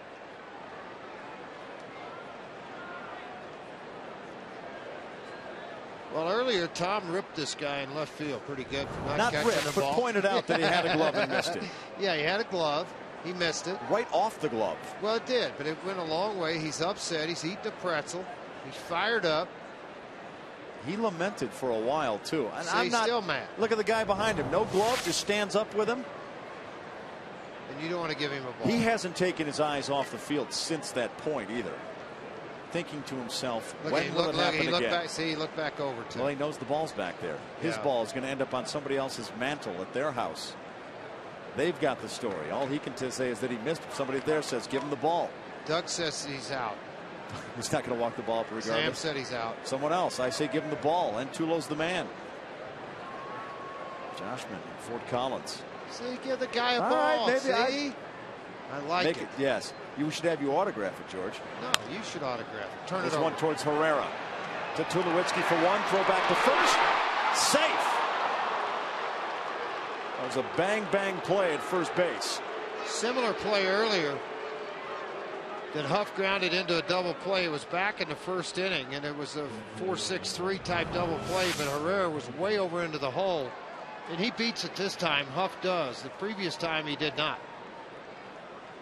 I'll tell you, watching it live, I thought they got him, but the replay shows he was safe. And that'll bring up Buster Posey, who's 1 for 2 on the day, singled back in the second inning.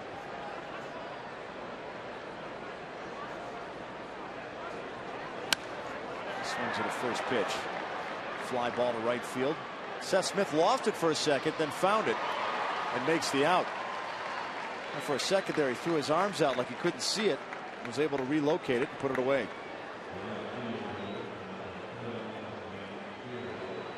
That'll bring up Nate Shearholtz, 0 for 1 on the day. Walked in the 4th and then was caught stealing to end the inning.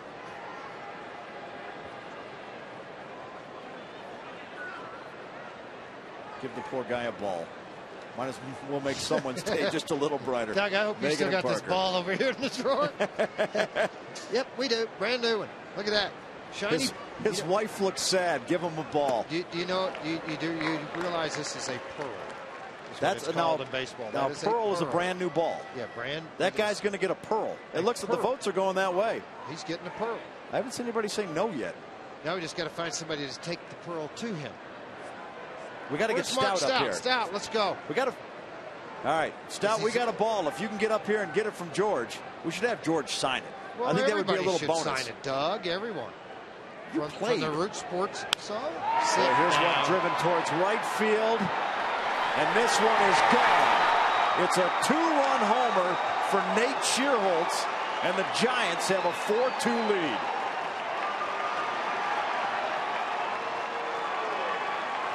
And it's going south on Mortensen in a hurry here in the 6th inning. Well, and really, this shows his strength, really how strong Nate Sherholtz is, because Mortensen had him out on the front foot. And you can watch, this is a changeup coming right out of the hand, the rotation. So now look, his foot's down, the ball's not there, the top hand's going to come off. It's more of a one-handed swing than anything else, and it gets out of the park.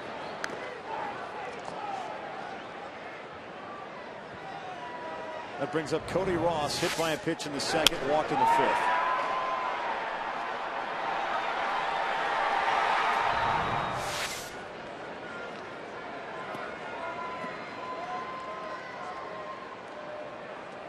See, George, we started something. Now, can I have a ball, too? I swear I won't drop it. Brad Narvada. Yeah, I tell you what, Tom will meet all of you on I-25 in Arapahoe. We'll bring a trunk full of balls. Just meet me there. I'm going to be firing them out of the trunk of my car until they're gone. Look like the paper guy going down the street, throwing balls out both windows.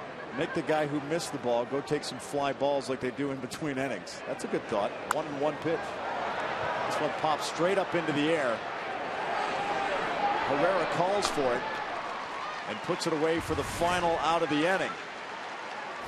The Giants get 3 in the inning, thanks in part to a 2-run homer by Nate Sherholtz, and lead it 4-2.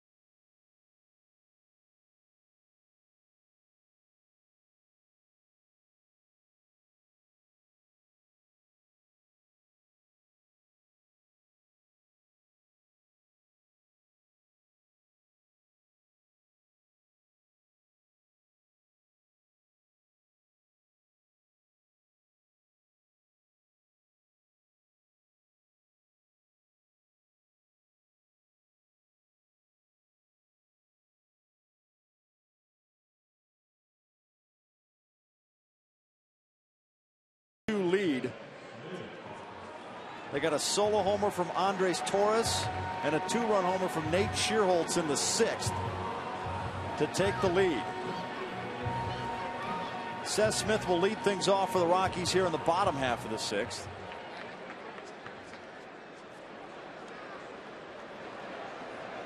Rockies scored a pair in the bottom half of the 5th. That was a first pitch strike. We thank all of you who texted in tonight on Toyota Talk, and you'll be happy to know that George has won. We are going to get the guy a baseball. Mark Stout is working on it right now. Seth Smith drives one towards right field. This one taken around, and it's gone!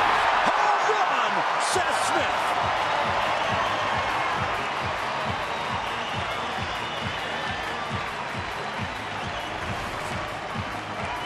For Smith, 18th RBI now for Seth on the season, and this is a statement made right back to Lincecum. Sometimes you see a guy like him get a lead back like this and things get turned up.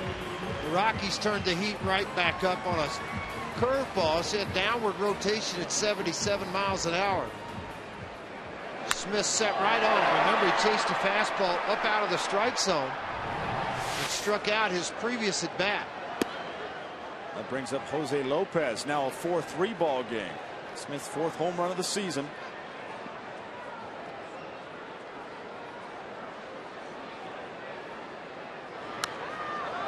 Fouled back.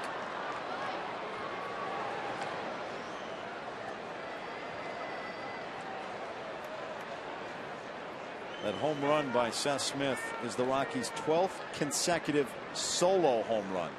That's been one of the issues. They've hit home runs. There haven't been guys on base.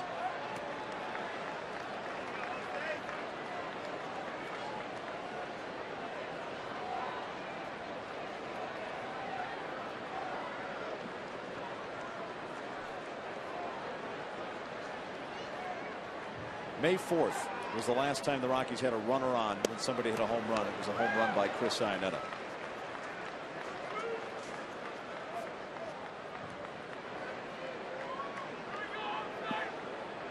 It's a big boost for the Rockies. They make it a one-run ball game. And you see Alfredo Meziga with the bat in his hands. There's a base hit to the left side by Lopez.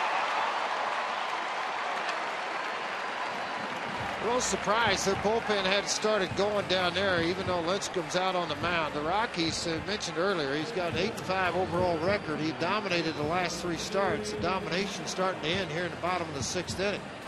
Bochy and Righetti visiting about what they might or might not do here. Trying to throw that hook straight down and away from him. He wants that pitch out here off the plate. Instead, he catches too much of it. Jose makes him pay for it. Righetti's on the telephone. Jose Morales is at the plate. This one right back up the middle. Lincecum goes to second base, but throws it away, and everybody's safe.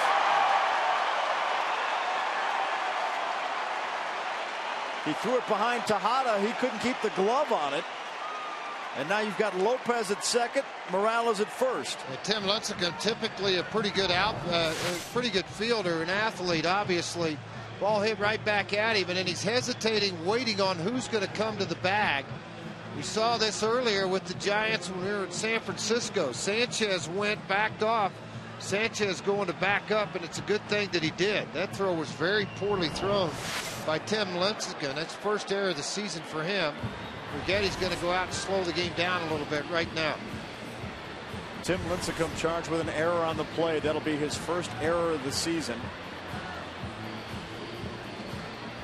You look at the number of pitches he has thrown by inning over the course of this game.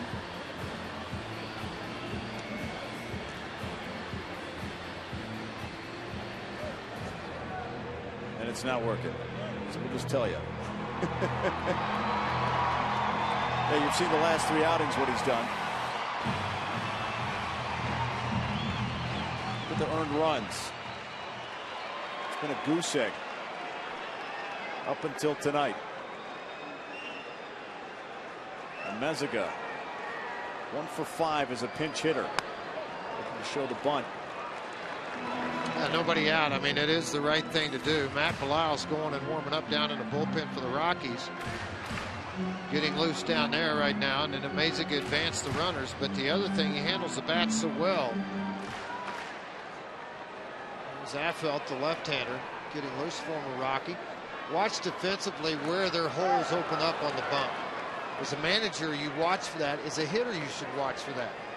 And the reason being, if Tejada's going to freeze, let's freeze right there, guys. If Tejada's coming here and your second baseman's wandering, well, obviously you got holes everywhere in this infield to try to drive the ball on a slug bunt. And Meziga is one of those guys that handles the bat fairly well. Gives you that chance to do it. You just got to make sure they're running that same play every time. That bunt goes foul, so the count's now 1-2.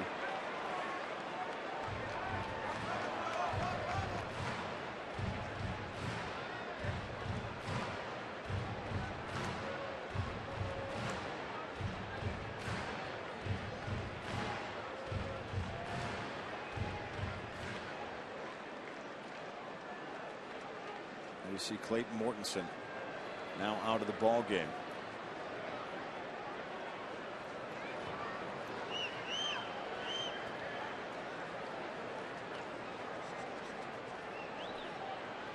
One-two pitch followed down the right field line.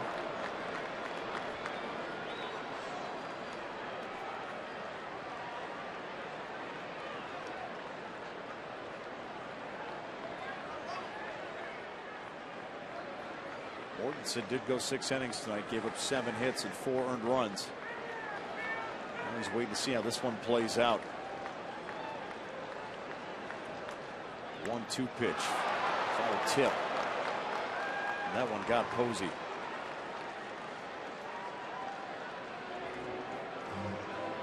It's a tough position back there, George.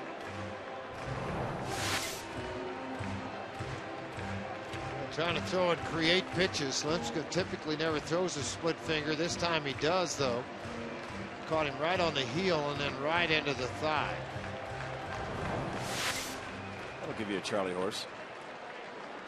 That'll make you very happy, I can tell you that.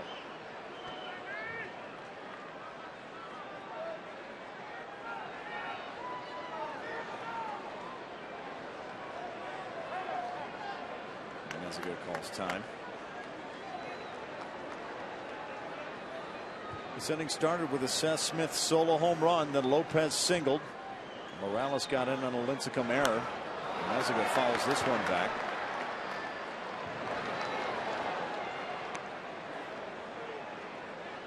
Scrum down there for the baseball. There's our fan still waiting for his baseball. Little does he know, Mark Stout's on the way with a gift. It may change his whole evening. It might make him happy, it might not. I signed it, he might throw it in the crowd. He might throw it on the field. A run here would make him happy. Swing and a miss, and Meziga strikes out.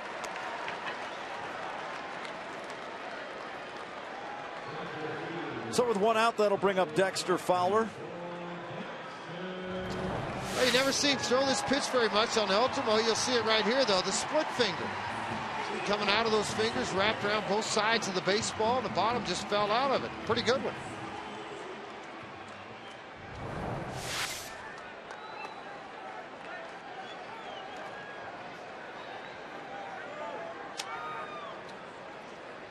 Fowler 1 for 2 with a walk. Tries to lay down the bunt.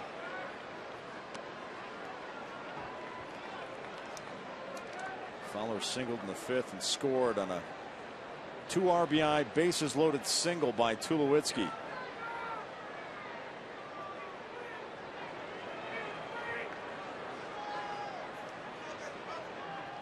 The 0-1 pitch.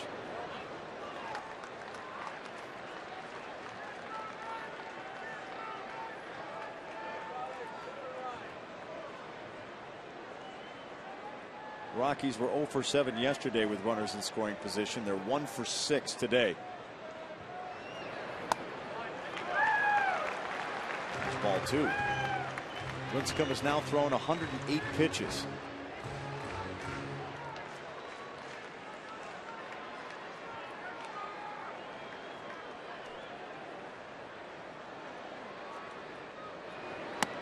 Swing and a miss, 2-2. On a pitch way out of the zone. 94-mile-an-hour fastball.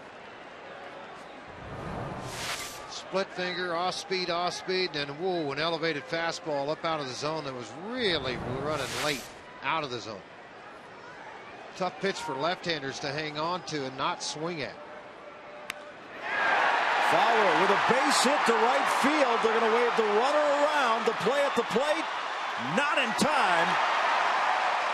Lopez scores, and we got ourselves a tie ball game.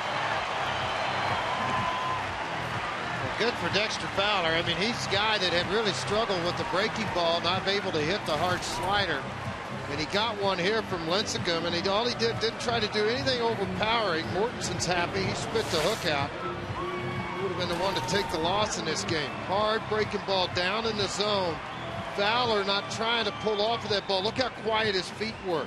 He just let the upper body do all the work on this and just didn't care how far it went, just wanted to go far enough. Sherrills came up at that throw. I didn't think it would be in time to get Lopez at the plate. The Rockies with a chance to add on. Here's Jonathan Herrera. Excuse me, Seth Smith was the runner, not Seth Smith. Lopez was the runner to score. Smith scored as well, but he did the easy trot around the bases with a home run. 0-1 the count to Herrera. One right back up the middle. They're going to wave Morales around. Well, he held up. Now they got 2 runners at third. Throw to the plate. There's the tag. And now you have runners at second and third. Morales thought he had the green light. Dower was holding him up. In the meantime, Fowler continued to run to third base. So Morales had no choice but to go for it. And he's a sitting duck at home plate. Yeah, big time. That's exactly what it amounted to. I'm not sure what happened on the bases here. Let's take another look at this. I think he was going to hold him up originally. He is holding him up. Then he bobbled the baseball, and then that's when they sent him. But he started and took off way too late. And that just allowed them to be able to make the play on Morales.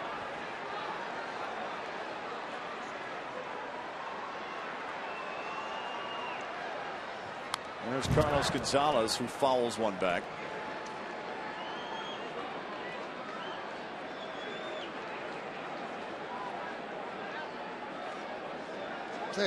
Torres did a nice job recovering after that ball bounced away from him. It didn't look like he was going to have a chance to get to the ball.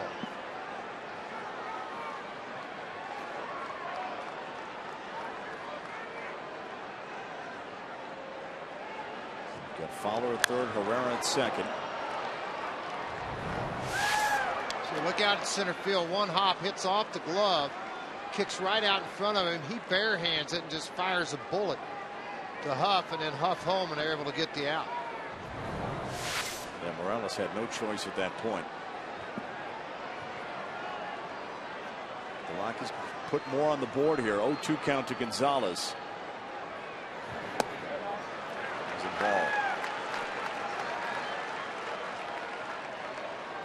He doesn't anticipate a changeup here, whether split finger or circle, down and away, because I remember a year ago Lincecum really rolled the ball over and away from him on a pitch down and away from him. See if he takes that same avenue. That aired out at 94 when he close. Well, he's now thrown 116 pitches. Yeah, he'll be done after this inning, but I think it's basically Bochy's just when Righetti went out there, maybe he told Righetti, I'll either win it or lose it in this inning, but don't take me out of this game. You know, if he gives up the base hit and you're trailing 6-4, then he'll be done. It's the 2-2 pitch. Fouled back.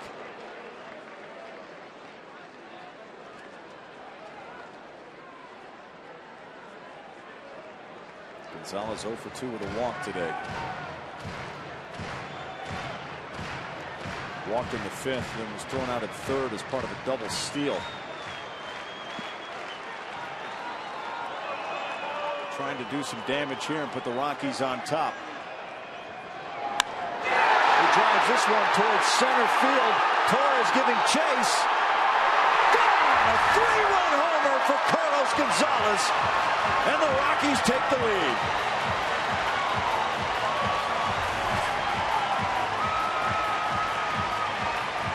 Every day, every at bat, every opportunity to produce makes an opportunity for this young man to regain what he had a year ago. And he comes up with big hit here tonight, as he did a year ago, with big base hit after base hit. He got one here.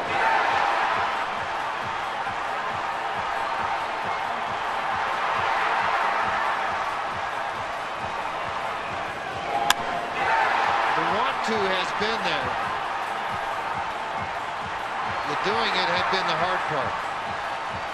Well, it's only fitting, George, that ever since he shot a Taco Bell commercial a few days ago, he has found his stride, and with that home run, the Rockies now have 7 runs, which means this is a taco ball game tonight. It's all in the game. It's all in the game. That'll close the book on Tim Lincecum. Rockies lead at 7-4.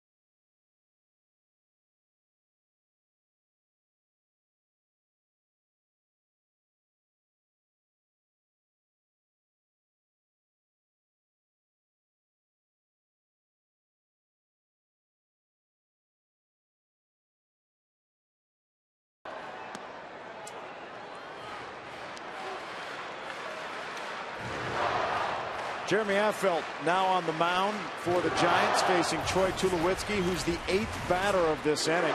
Rockies with a 7-4 lead, thanks in part to a Carlos Gonzalez 3-run homer. There's another strike, 0-2. Aaron Rowan now at left field. He'll be batting in the 9th spot, and the pitcher's position will now move to the 6th spot in the lineup. So Rowan will be due up 3rd in the top half of the 7th. Affeldt not pitched as well as he did a year ago. Not nearly the strikeouts, more walks, 9, and that's what's kind of gotten a bugaboo for him, along with the long ball. 2 home runs given up in 12 innings coming out of the bullpen.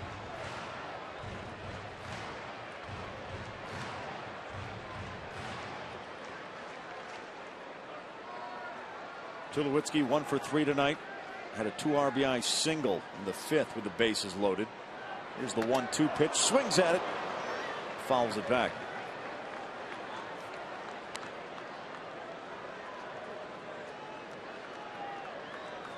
Rockies have scored 5 runs here in the 6th. Tim Lincecum goes 5 2/3 tonight. Gave up 9 hits and 7 earned runs.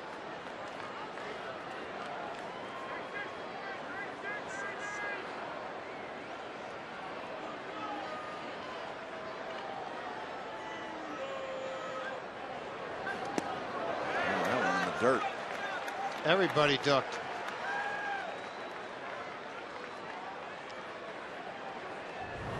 Nobody wanted any part of this breaking ball. Tim Cheetah didn't want anything. Right now, Tim, you owe a thank you to Mr. Posey. I was going to say. You walk up and say, thank you, Mr. Posey.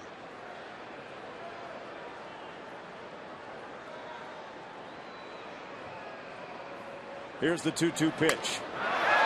Broken bat towards short. Tejada with a throw in time. That'll end the inning, but the damage done by the Rockies. They started off the inning with a solo home run by Seth Smith and then capped it off with a 3-run homer by Carlos Gonzalez. Rockies lead it 7-4.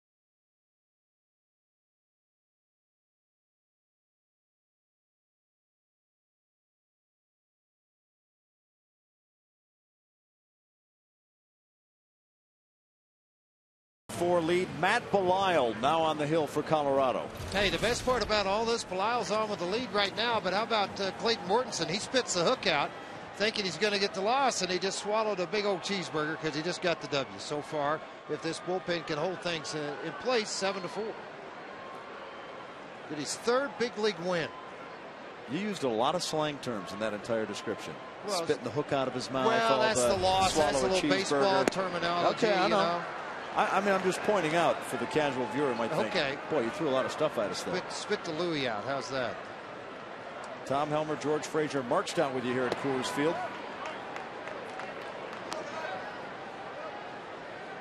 Rockies fell behind 1-0 in the 3rd. Got a pair back in the 5th thanks to Troy Tulowitzki. And whoa, there's a smoker right back into the seats. Fortunately, that didn't hit anybody.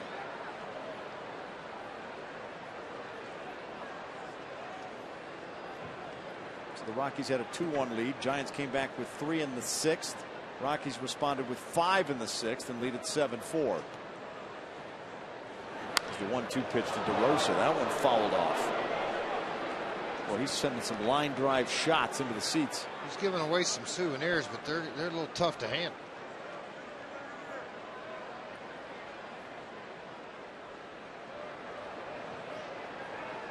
One-two pitch. That went down in the dirt. 2-2 to DeRosa. DeRosa's 0 for 2 today. Grounded out to third back in the 2nd. Struck out in the 5th.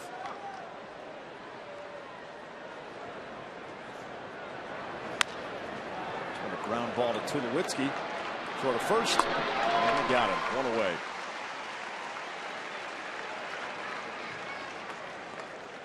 We at Root Sports want you to stay connected to your favorite team. Text the word alerts to 720-720 to get Rockies updates straight to your phone. Get the latest information directly from your home of the Colorado Rockies.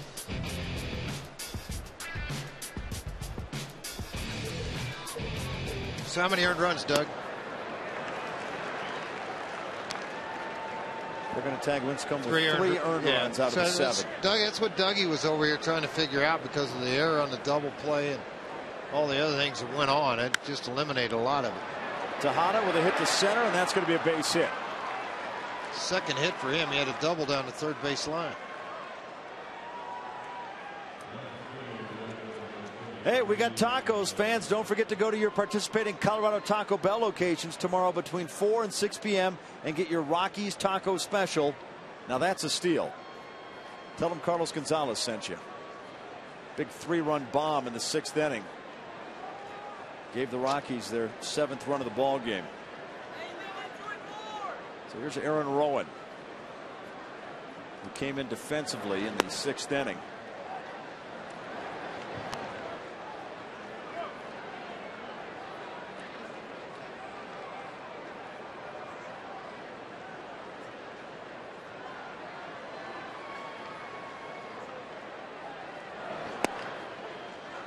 There's a strike to Rowan. 1-1 the count.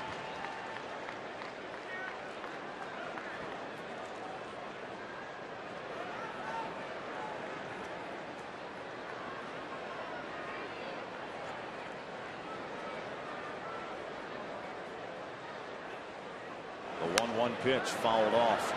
1-2.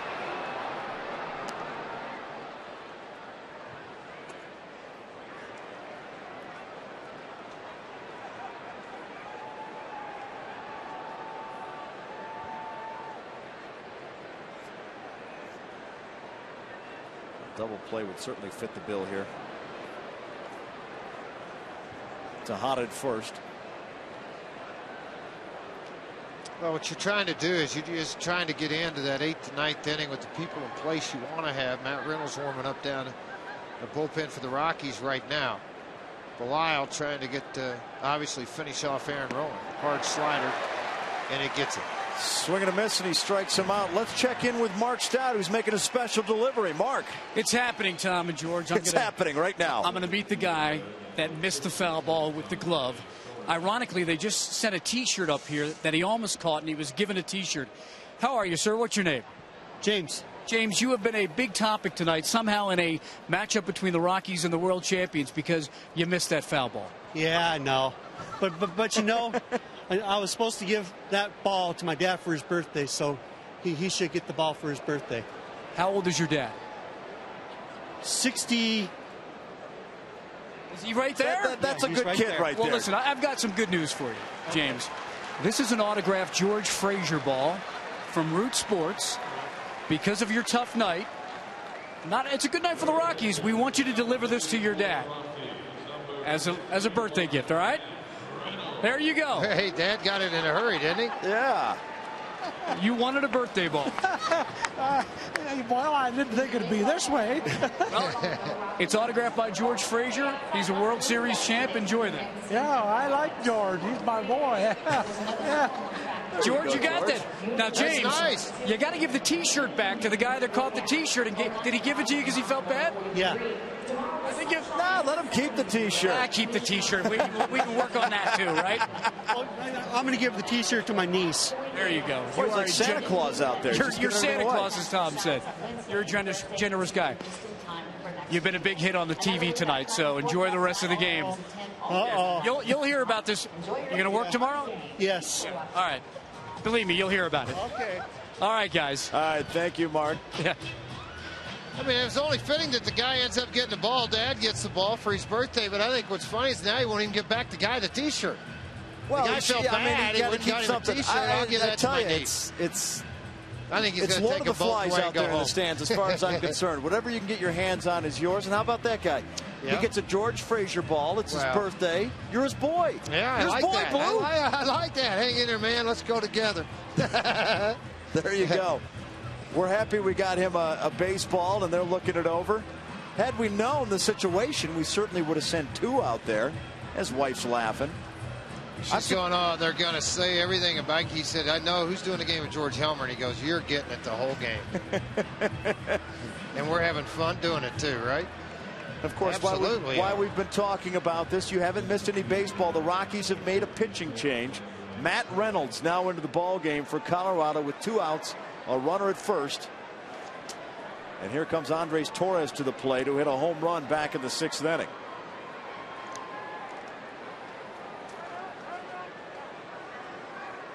And really what Jim Tracy's trying to do by bringing Reynolds in is you want to flip to the weaker side of whichever you think it is. And Torres right now is yet to get a hit. He's 0 for 7 from the right side of the plate, 417 from the left side. So what you're doing is trying to nullify the one side. Because Jim Tracy's like a chess player. I mean, as Well, most managers know, they know the numbers and the matchups. It's all the notes they make prior to and what they're looking for. But the guy across the field from him, Bruce Bochy, another very good chess player late in the game. But what makes you a good chess player is having the players. You know, you can put people into position all you want to, but if you don't have the players to succeed, you're not going to have much fun. It's the 1-1 pitch to Torres. That one outside, ball 2. One advantage Matt Reynolds has over a lot of left-handers is he can get right-handers with the split finger and pretty good fastball. So that's why Jim takes advantage of this, you know, because a lot of times left-handers, they have to come in and face the lefty. Not the case with Matt Reynolds. Right-handers have hit 077 against him. Left-handers 261. Matt Reynolds is a guy that has impressed me since the day he was called up last year. Very aggressive in the strike zone. Very aggressive. Go foul. This one curving foul. When you got a guy coming out of the bullpen, what you want is somebody that's going to throw strikes, whether it's left-handed or right-handed. Be aggressive, work ahead in the count, because obviously you don't want base runners. Tulowitzki talking with him.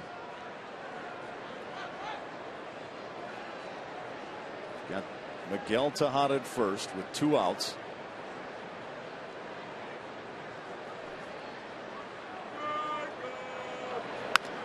That one fouled down the third base line.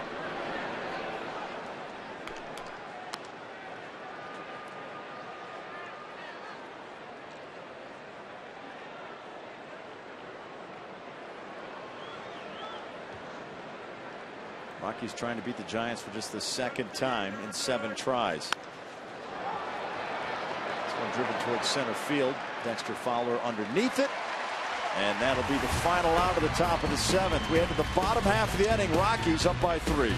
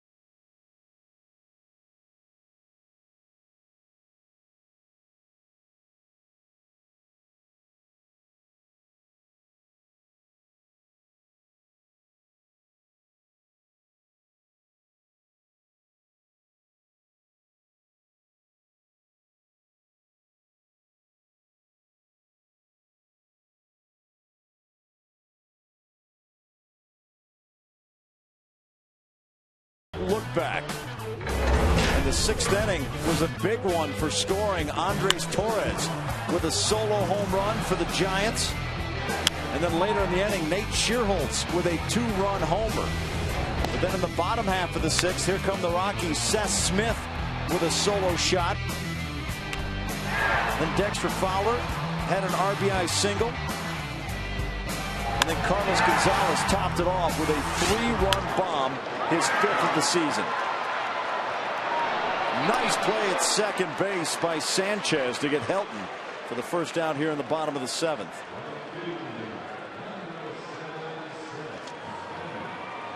It's a 5-run 6th for the Rockies. They lead at 7-4. Here comes Seth Smith, who homered in that 6th inning.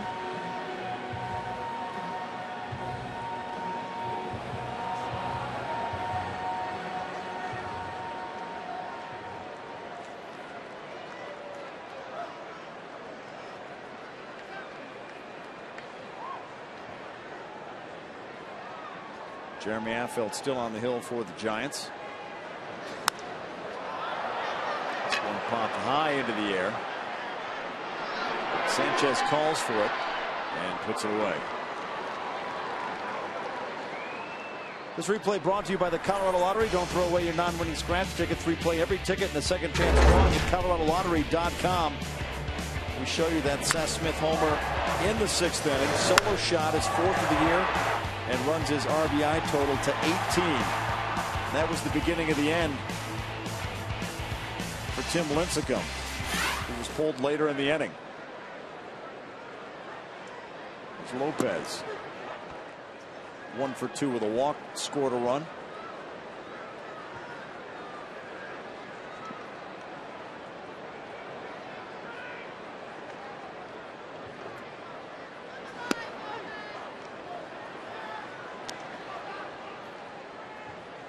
If you'd like to hold an event at Coors Field, there's not a better place. Come out to the Rockies ballpark at Coors Field at 303 Rockies and bring your guests to Coors Field. They can hold in all the way up to 250. Lopez fair down the left field line. He'll round first, looking for second base. Here comes the throw. It will not be in time, and he's got a stand-up double. Second hit for Lopez in the game. Second day in a row he's gotten 2 hits.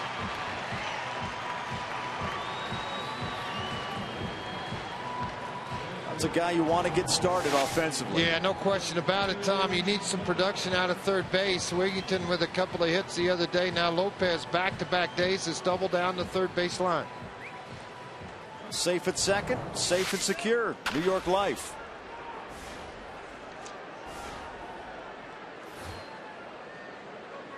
We'll bring up Jose Morales. He's looking for his first hit of the ball game.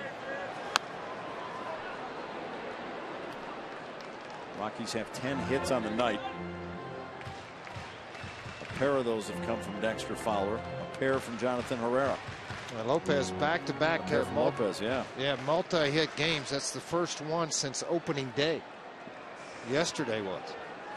But good to see him getting hot again.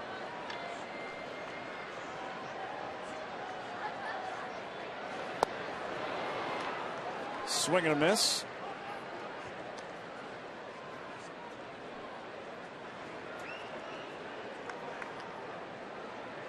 Windshield damage, call Safelight Auto Glass at 303-287-5000 or go to safelight.com.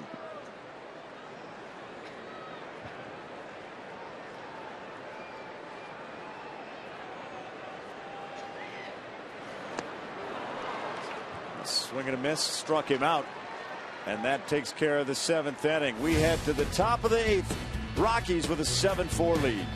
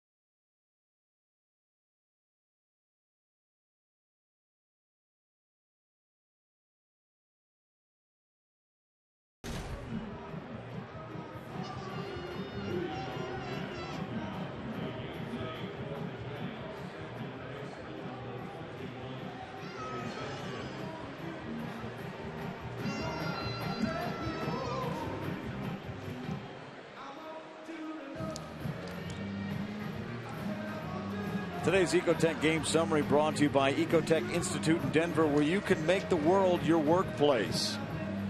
Tim Lincecum had his scoreless inning streak snapped at 21 as the Rockies put a couple on the board in the 5th. Their breakout inning came in the 6th as they put 5 on the board, thanks in part to a solo home run by Seth Smith and a 3-run homer by Carlos Gonzalez. Rockies trying to beat the Giants for just the 2nd time in 7 tries this season. We see Seth Smith and Carlos Gonzalez. That was Smith's 4th homer of the season, Gonzalez's 5th. And now Rafael Betancourt on the hill for Colorado to start action here in the top half of the 8th. He's due to face Freddie Sanchez, Aubrey Huff, and Buster Posey. Now, one of those comments made, let's just go have fun, was made by Gonzalez. He's having a little fun tonight. Right-hander Betancourt coming into the ball game. He'll start out at the top of their lineup, or near the top, with Freddie Sanchez. He's made 18 appearances on the season, 363 earned run average. He has given up 15 hits, struck out 16, and 17 in the 3rd inning. First pitch to Sanchez is a strike. You see the numbers on Betancourt. Strikeout to walk ratio 16-3. Well, that's a year ago, only walked 8 guys. I mean, that's a big thing. I look at the number of first batter faced, 72%. The league average is about 68, so it's obviously very good coming out of that back end of the bullpen and firing strikes. He's come with a couple fastballs out of the gate. That one misses to even the count at 1-1. Sanchez 2 for 3 today with a pair of singles.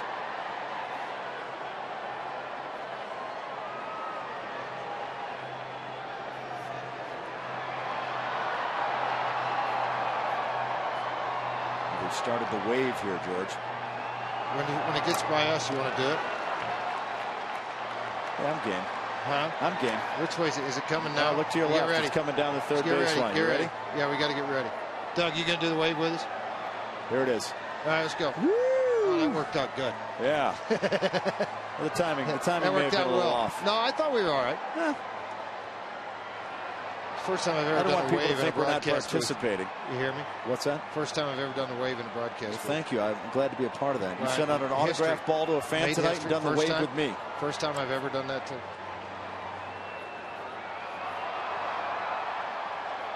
A 1-2 pitch to Sanchez.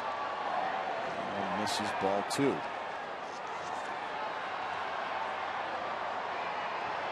Some scores from around Major League Baseball. It's been a tough time for Minnesota this season. They're the only team that has not had a catcher hit a home run this season.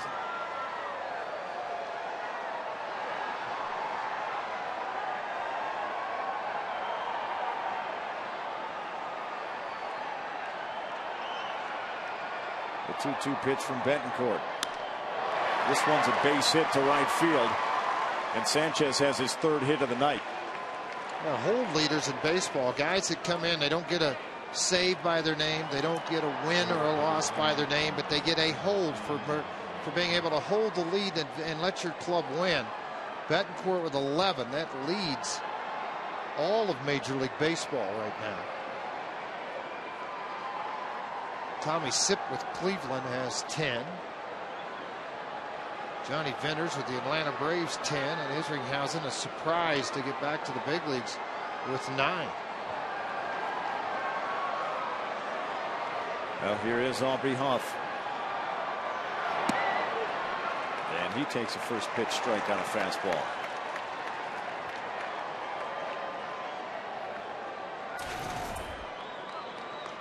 Huff scored in the 6th on Nate Schierholtz's 2-run homer.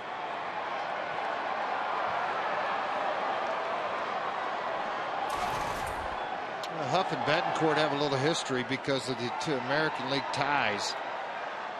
When Huff was in the American League, along with Betancourt being in Cleveland.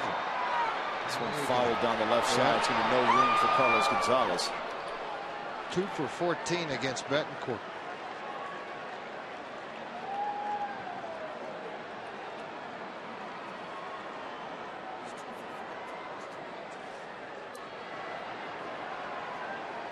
You see Matt Lindstrom getting loose in the bullpen.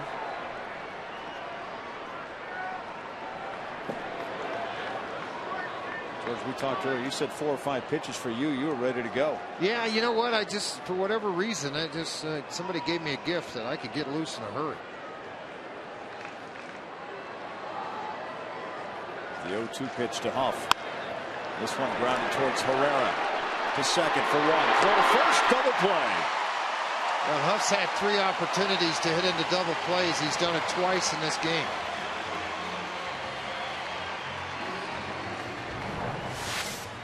After the base hit by Freddie Sanchez, this ball hit hard right at Herrera, but he really fundamentally good feed over to Tulowitzki. Everything, watch how he kind of hesitates, squares the feet, snap throw, and then Tulowitzki just airs one out to Todd Helton to get Huff.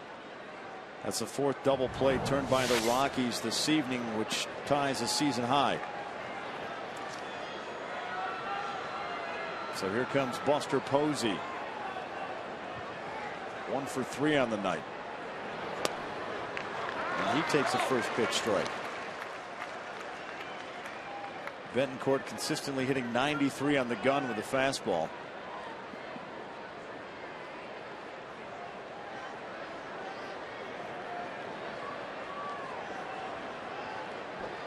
The Rockies 40 double plays now in the season. That's 3rd behind San Diego and St. Louis. They each have 41.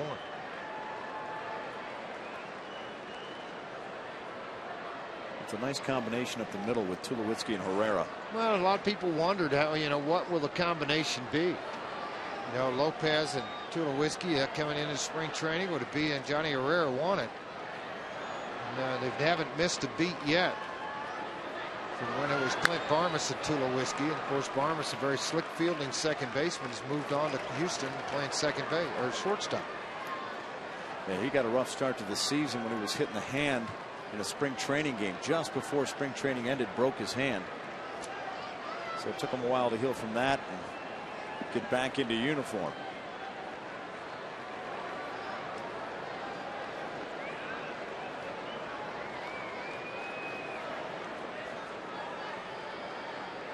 One and 2 the count to Posey.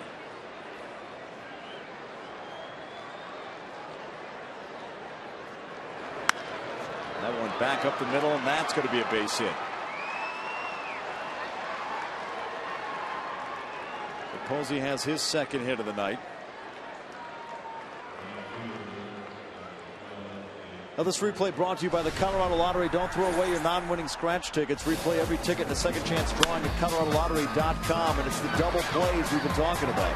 Yeah, it sure has been. Huff, mentioned it into 2 out of 3, and then the left-hander Sherholz did a nice little job of tapping into that one. That turned one over, and then all of a sudden Buster Posey got into the act with his double play. So it's been a good night for the Rockies.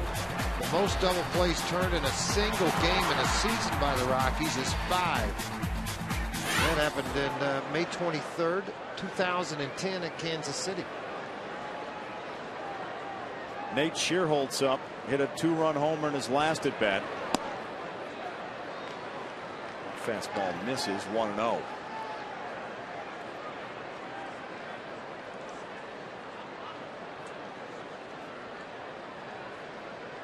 At the time when he hit that home run in the 6th, it made it a 4-2 ball game in favor of the Giants. The Rockies came storming back at the bottom of the 6th with 5 of their own.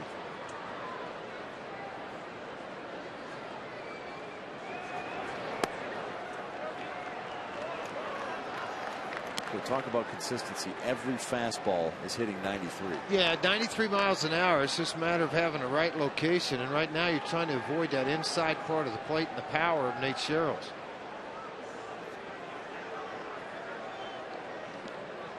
Take it and run it down and away from him. Make him lift the baseball. If he gets on, you have Pat Burrell on deck. It's a pinch hit.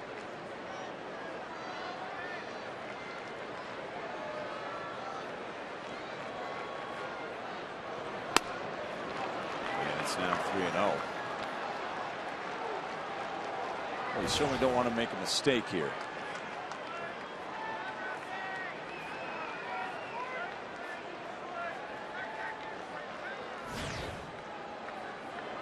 See Pat Burrell. It's all about power. I mean, Bochy's trying to get him to the plate. With guys on his bench that he has right now, Burrell's the guy with a lot of power. Aaron Rowan's been put in the ball game. He's got a little pop, but Burrell's the guy that's a great fastball hitter. Well, you don't want him coming up right now with 2 men on base and down 3. You know, you want to keep him out of there and let him hit with nobody on base. Burrell is 0 for 4 as a pinch hitter this season. You see Runsler standing in the bullpen. Looks like he's ready to go.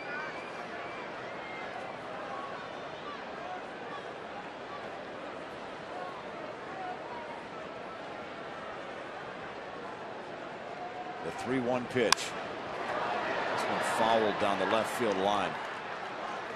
So the count now full on Shearholtz. There's a fan, got one in the crowd. He's happy. He's getting high fives all around. That's a popular guy out there. Guy in front of him laughing.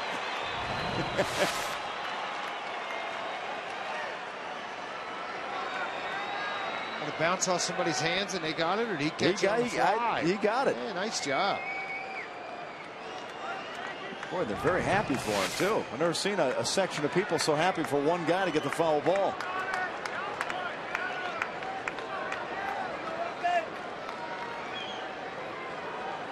Big pitch coming up here by Betancourt. There goes the runner. This one fouled off the left side. Now maybe he can get 2. Came up a little short. Well, that was the happiest group of fans down there I've ever seen. Well, what's neat about this, I mean, 33,000 people showed up at this game tonight, and I think 33,000 are still here. Rockies are playing some good baseball. You got the big guys getting big base hits. Gonzalez with the 3-run shot. Tulowitzki drove in 2. Seth Smith with a home run.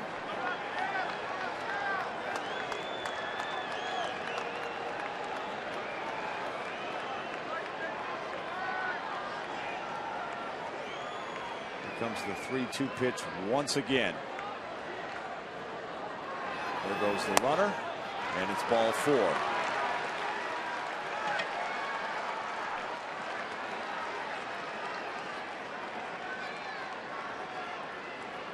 Well, gear up for the season at your local Rockies dugout store, the place for all things Rockies. That's right. Check out the computers at ColoradoRockies.com to find out the location nearest to you, or just call 303-832-TEAM. Yep, Jim Tracy just not going to let it go any farther. The numbers 2 for 4 for Burrell against Betancourt, 1 for 4 with Lindstrom. He's day rest and bring the power arm in to face the right-hander. Well, we'll take a timeout. It's a 7-4 ball game. When we come back, Giants with 2 on and Pat Burrell at the plate.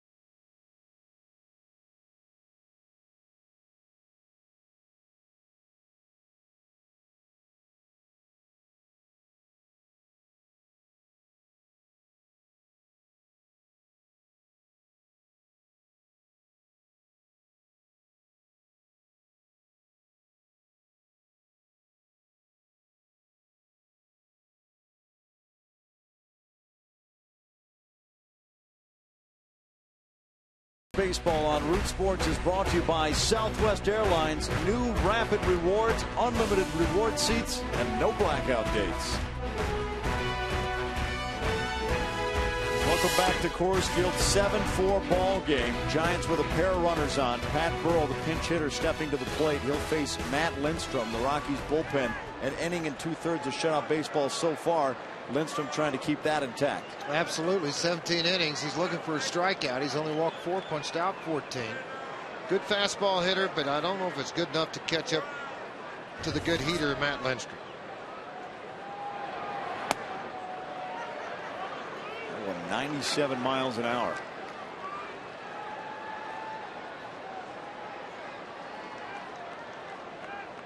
And I was watching Tim Flannery too, because he's relaying messages to the men on base, and that message is the outfield is back, so be prepared for me to send you on a ball deep into the gaps. And Lindstrom falls behind 2-0 on Burrell. Burrell's had a tough time this year with runners in scoring position, just 2 for 22, an 0.91 average. We've got Buster Posey at second, Nate Shearholtz at first.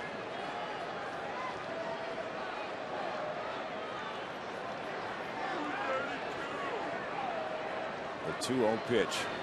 That one's outside, ball 3.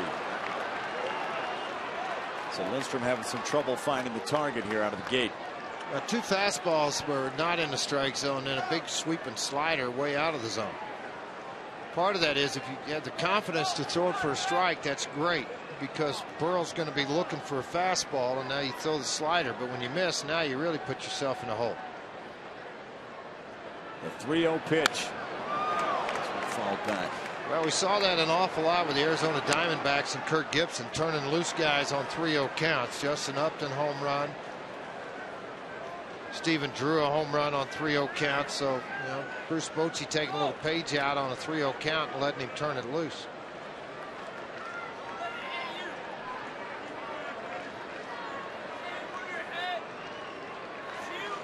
Lindstrom trying to get the final out of the inning. This one fouled back, so it's now 3-2. So Lindstrom has battled back from a 3-0 count, and now he's hearing it from the Rockies faithful here at Coors Field.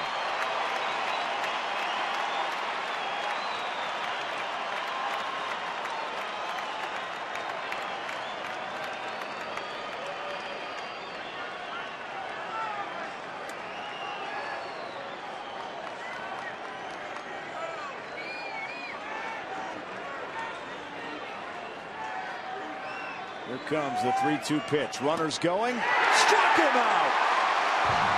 He got Pat Burrell looking, and the Rockies are out of the inning. We head to the bottom half of the 8th. Rockies hanging on to that 7-4 lead thanks to that Matt Lindstrom strikeout.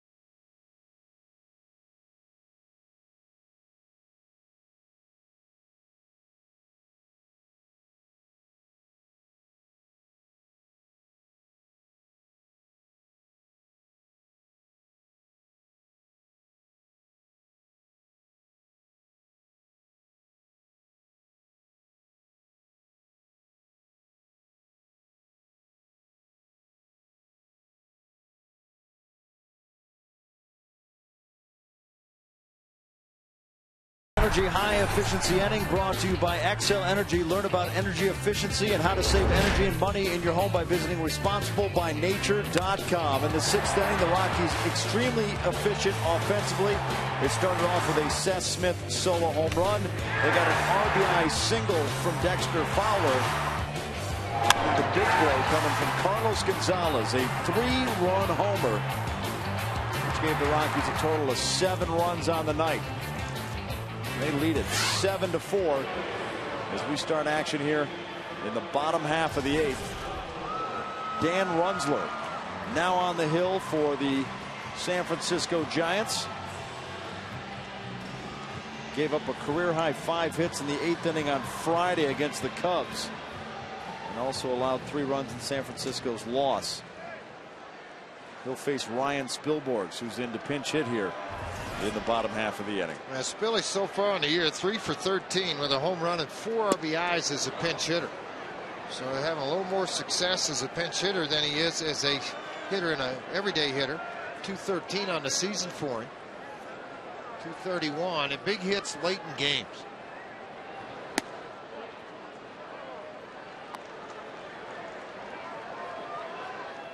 I'm sure Jim Tracy would like to see his Rockies keep the foot on the pedal here. If they could add a couple more runs before the 9th. The thing about Runzler, he throws really hard. I mean, his fastball's 96, an awful lot like Jeremy Affeldt. But he's not a guy, he loses command at times, and when he does, the result's not very good.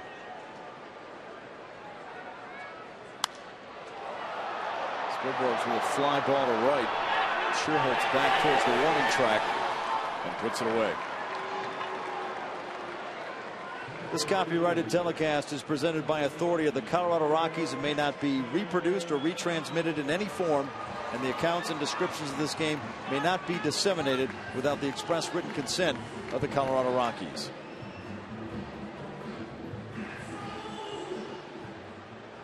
With 1 out, Dexter Fowler will dig in. 2 for 3 on the night with a walk. Yeah, nice base hit too off Lincecum that drove in a run. But the Rockies actually tied the ball game up at the time. And Lincecum gave up 7 runs tonight. They charged him with 3 earned runs.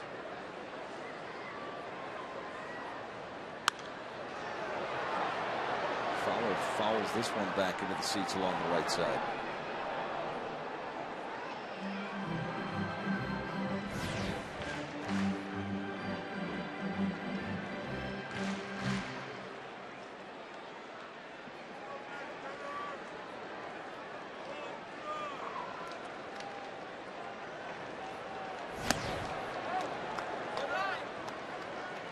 Two and 1 the count. Rockies will wrap up this series tomorrow afternoon before they start a 5-game road trip.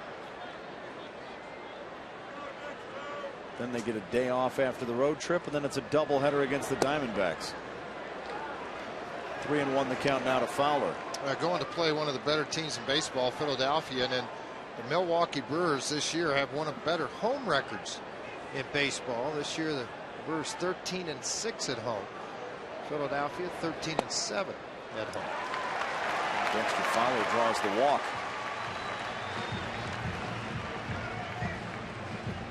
Jonathan Sanchez will be on the hill for the Giants tomorrow. Ubaldo Jimenez for the Rockies. Jimenez looking for his first win of the season. He's had problems with his mechanics. Tomorrow we'll get another clue as to how he's coming along as far as working that out. They worked with him hard in his side session this week to try and get him straightened out, George. Well, it is, and it's a matter of just throwing strikes, keeping the ball down the zone, and trust your stuff again. He's kind of lost some confidence in his fastball. Guerrero looks to lay down the bunt. He's had a couple singles today.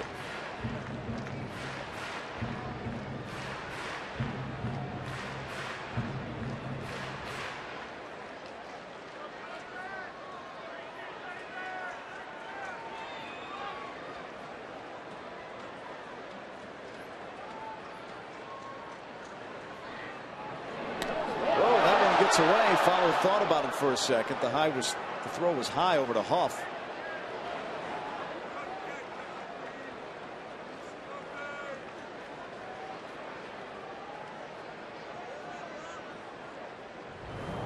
Speed will do this, and you know, you get a guy that's step and throw, and then he worked that elbow a little bit and he just sailed it.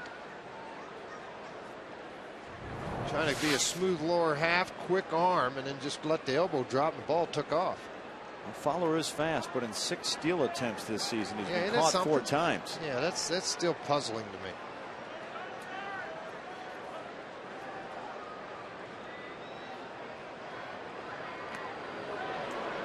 keep a close eye on him.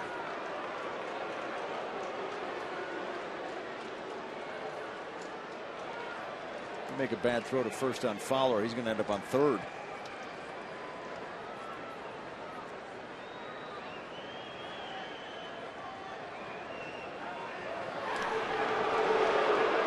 Well, you know, you work on this in spring training, so you just want to work on playing catch. Huff likes it because he gets on TV a lot this way. You know, the more you throw over there, the more he's on TV. See, now here's another shot of him at a different angle, see? It's getting a lot of face time. Yeah, absolutely. 1-0 pitch. Herrera can't get the bunt down there. It came inside.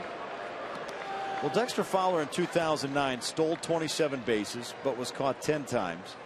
Last year stole 13 bases, was caught 8 times. That's 62%. And then this season, 2 stolen bases, caught stealing 4 times. That's 33%. So his numbers have actually dropped since 09. He goes this time, throw to second. Now they caught him in a rundown. Yeah, he slammed on the brakes. May have been a hit and run, too. Yep. And you know what? Good call by first base umpire Jeff Nelson. I know Rockies fans won't like it, but Dexter tried to hook Freddie Sanchez to say runner interference. See, we'll watch it again when he gets in this rundown. The throw, snap throw by Posey's right there, and then Freddie's going to run him back towards him. And then when Dexter peel off, he tries to hook out and catch Freddie. You see it right up the line now, and it's a smart move by Dexter. Why not? I mean, he's trying to get interference to go the other way, so he kind of ran out into his way and stumbled and then tried to make it look like Freddie caused it.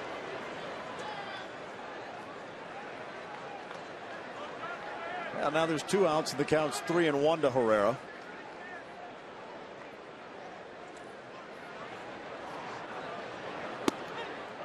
There's a strike 3-2. At that point, though, shouldn't you just keep running? I know that if there was a hit and run that was missed, you just... Well, but you want to stop because the ball's already at second. You know, you got to at least try to make them see if they can throw it away or not. Maybe there wasn't a hit and run. Maybe Dexter missed it. Herrera fouls one back.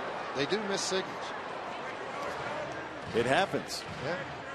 Now, Chris Nelson missed one last year, and it resulted in him stealing home successfully. Yeah. It's a good miss.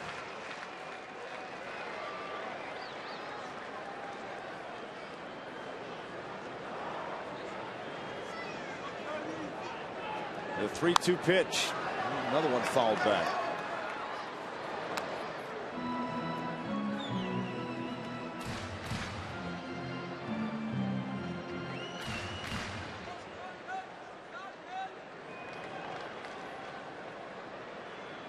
Jim Tracy talking with bench coach Tom Runnels. All right, Houston Street's ready to go. Come on, it's a safe situation in the 9th inning. He's 12 of 13 in save opportunities this season. Highest percentage of any Rockies closer in the history of this franchise for converting saves. He's converted 92% of them this season. Dougie told me that, so I'm going to say it's the truth. If he said it, it's fact. 3-2 pitch. And he walked him on a 98-mile-an-hour fastball outside.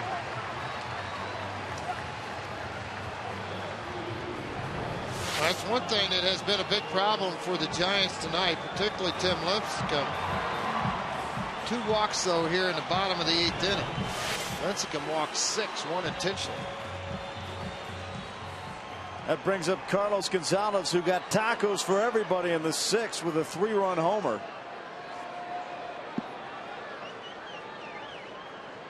Now he steps in against Runzler with 2 outs and 1 on.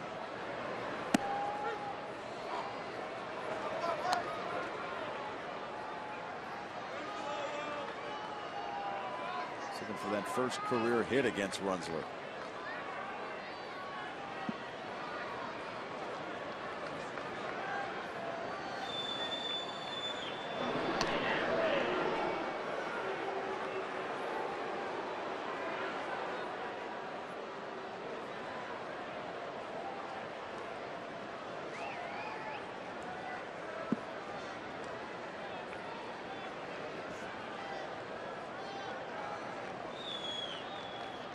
The 0-1 pitch. Grounded towards first. Goes right into the glove of Huff. He bobbles it, steps on the bag. And that completes the 8th inning. We go to the top of the 9th. It'll be up to Houston Street to close this one out. Rockies lead 7-4.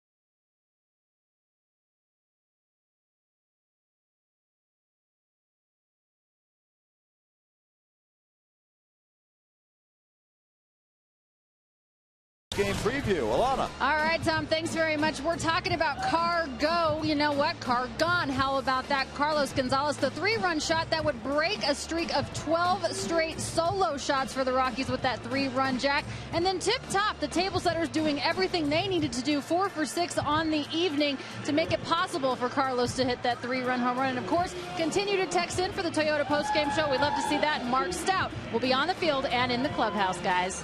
Alana, are you going to jump on the desk? No. Well, Everybody keeps asking me, and then Tracy Ringlesby said it was the person that weighed the least amount that had to get up there, and I don't even know if that's that me, would be. Hey, if you weigh more than Tracy Ringlesby, well, I don't think I weigh more problems. than Trace, but I mean Jeff Houston was a professional ball player for 10+ years. So. Trust me, he's not. No. You're a lot lighter. He's so get spelt, up and dance. but that won't get it I'm done. doing whatever I can to not have to get up here. Get up and dance. All right, thank you, Alana. All right, guys. Don't forget, Toyota Talk continues during the entire postgame show, so keep texting in your comments. Houston Street on the hill looking to close this one out and give the Rockies a win. Well, that's the best part about it. I mean, you get right back on the mound in a safe situation when you are the guy. 21st appearance for Houston, 20 2/3 innings, giving up 20 hits. Home runs kind of jump out at you, but a lot of those solo shots obviously gave the one up the other day. They make pitches here. There's a strike to DeRosa. DeRosa's 0 for 3 on the evening. Well, he's 0 for 5 in his career against Houston Street, too. But a lot of those numbers get created from a couple of years ago when maybe you threw a little bit harder, maybe you had a little sharper slider, maybe you didn't throw a changeup at the time, so you have added weapons to get them out with, and he's ahead 0-2 here.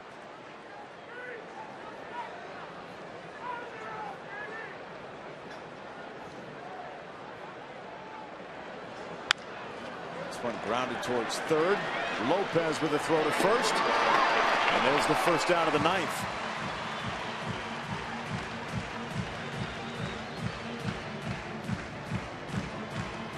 That'll bring up Miguel Tejada. Tejada 2 for 3 has scored a run, scored on a wild pitch back in the 3rd inning by Clayton Mortensen.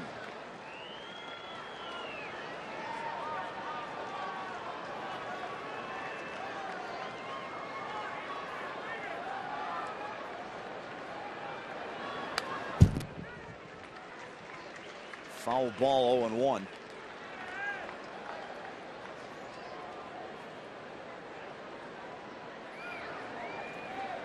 This will be a nice one if the Rockies can hang on after losing a series over the weekend to the Padres. Had a closed-door meeting earlier today. There's a strike down the middle, 0-2. He's thrown 5 pitches. All 5 have been strikes. Yeah, and most of them out on the outside part of the plate. So, you know, when you get guys that are a little bit older, like Tejada and DeRosa, they'll cheat on that fastball trying to hit it out of the ballpark, and so they're looking middle half in. So, obviously, you can keep that ball to the outer half, and you win the battle. This one to right center field. Seth Smith going back, and he makes the catch. Tejada took him all the way to the warning track, but Seth Smith able to reel it in. And there's 2 down with Aaron Rowan coming to the plate. Fastball that got elevated out over the plate, and he did hit it. He hit it very well right into right center field towards the Rockies bullpens. It's Seth able to track it down right at the start of the warning track. A lot of focus, concentration, never take your eye off of it. Left hand coming up. Swing and a miss by Rowan on the first pitch.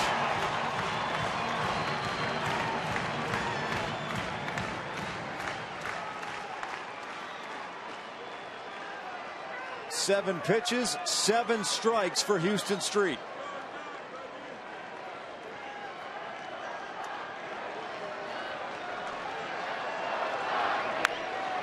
And ground and foul, 0-2.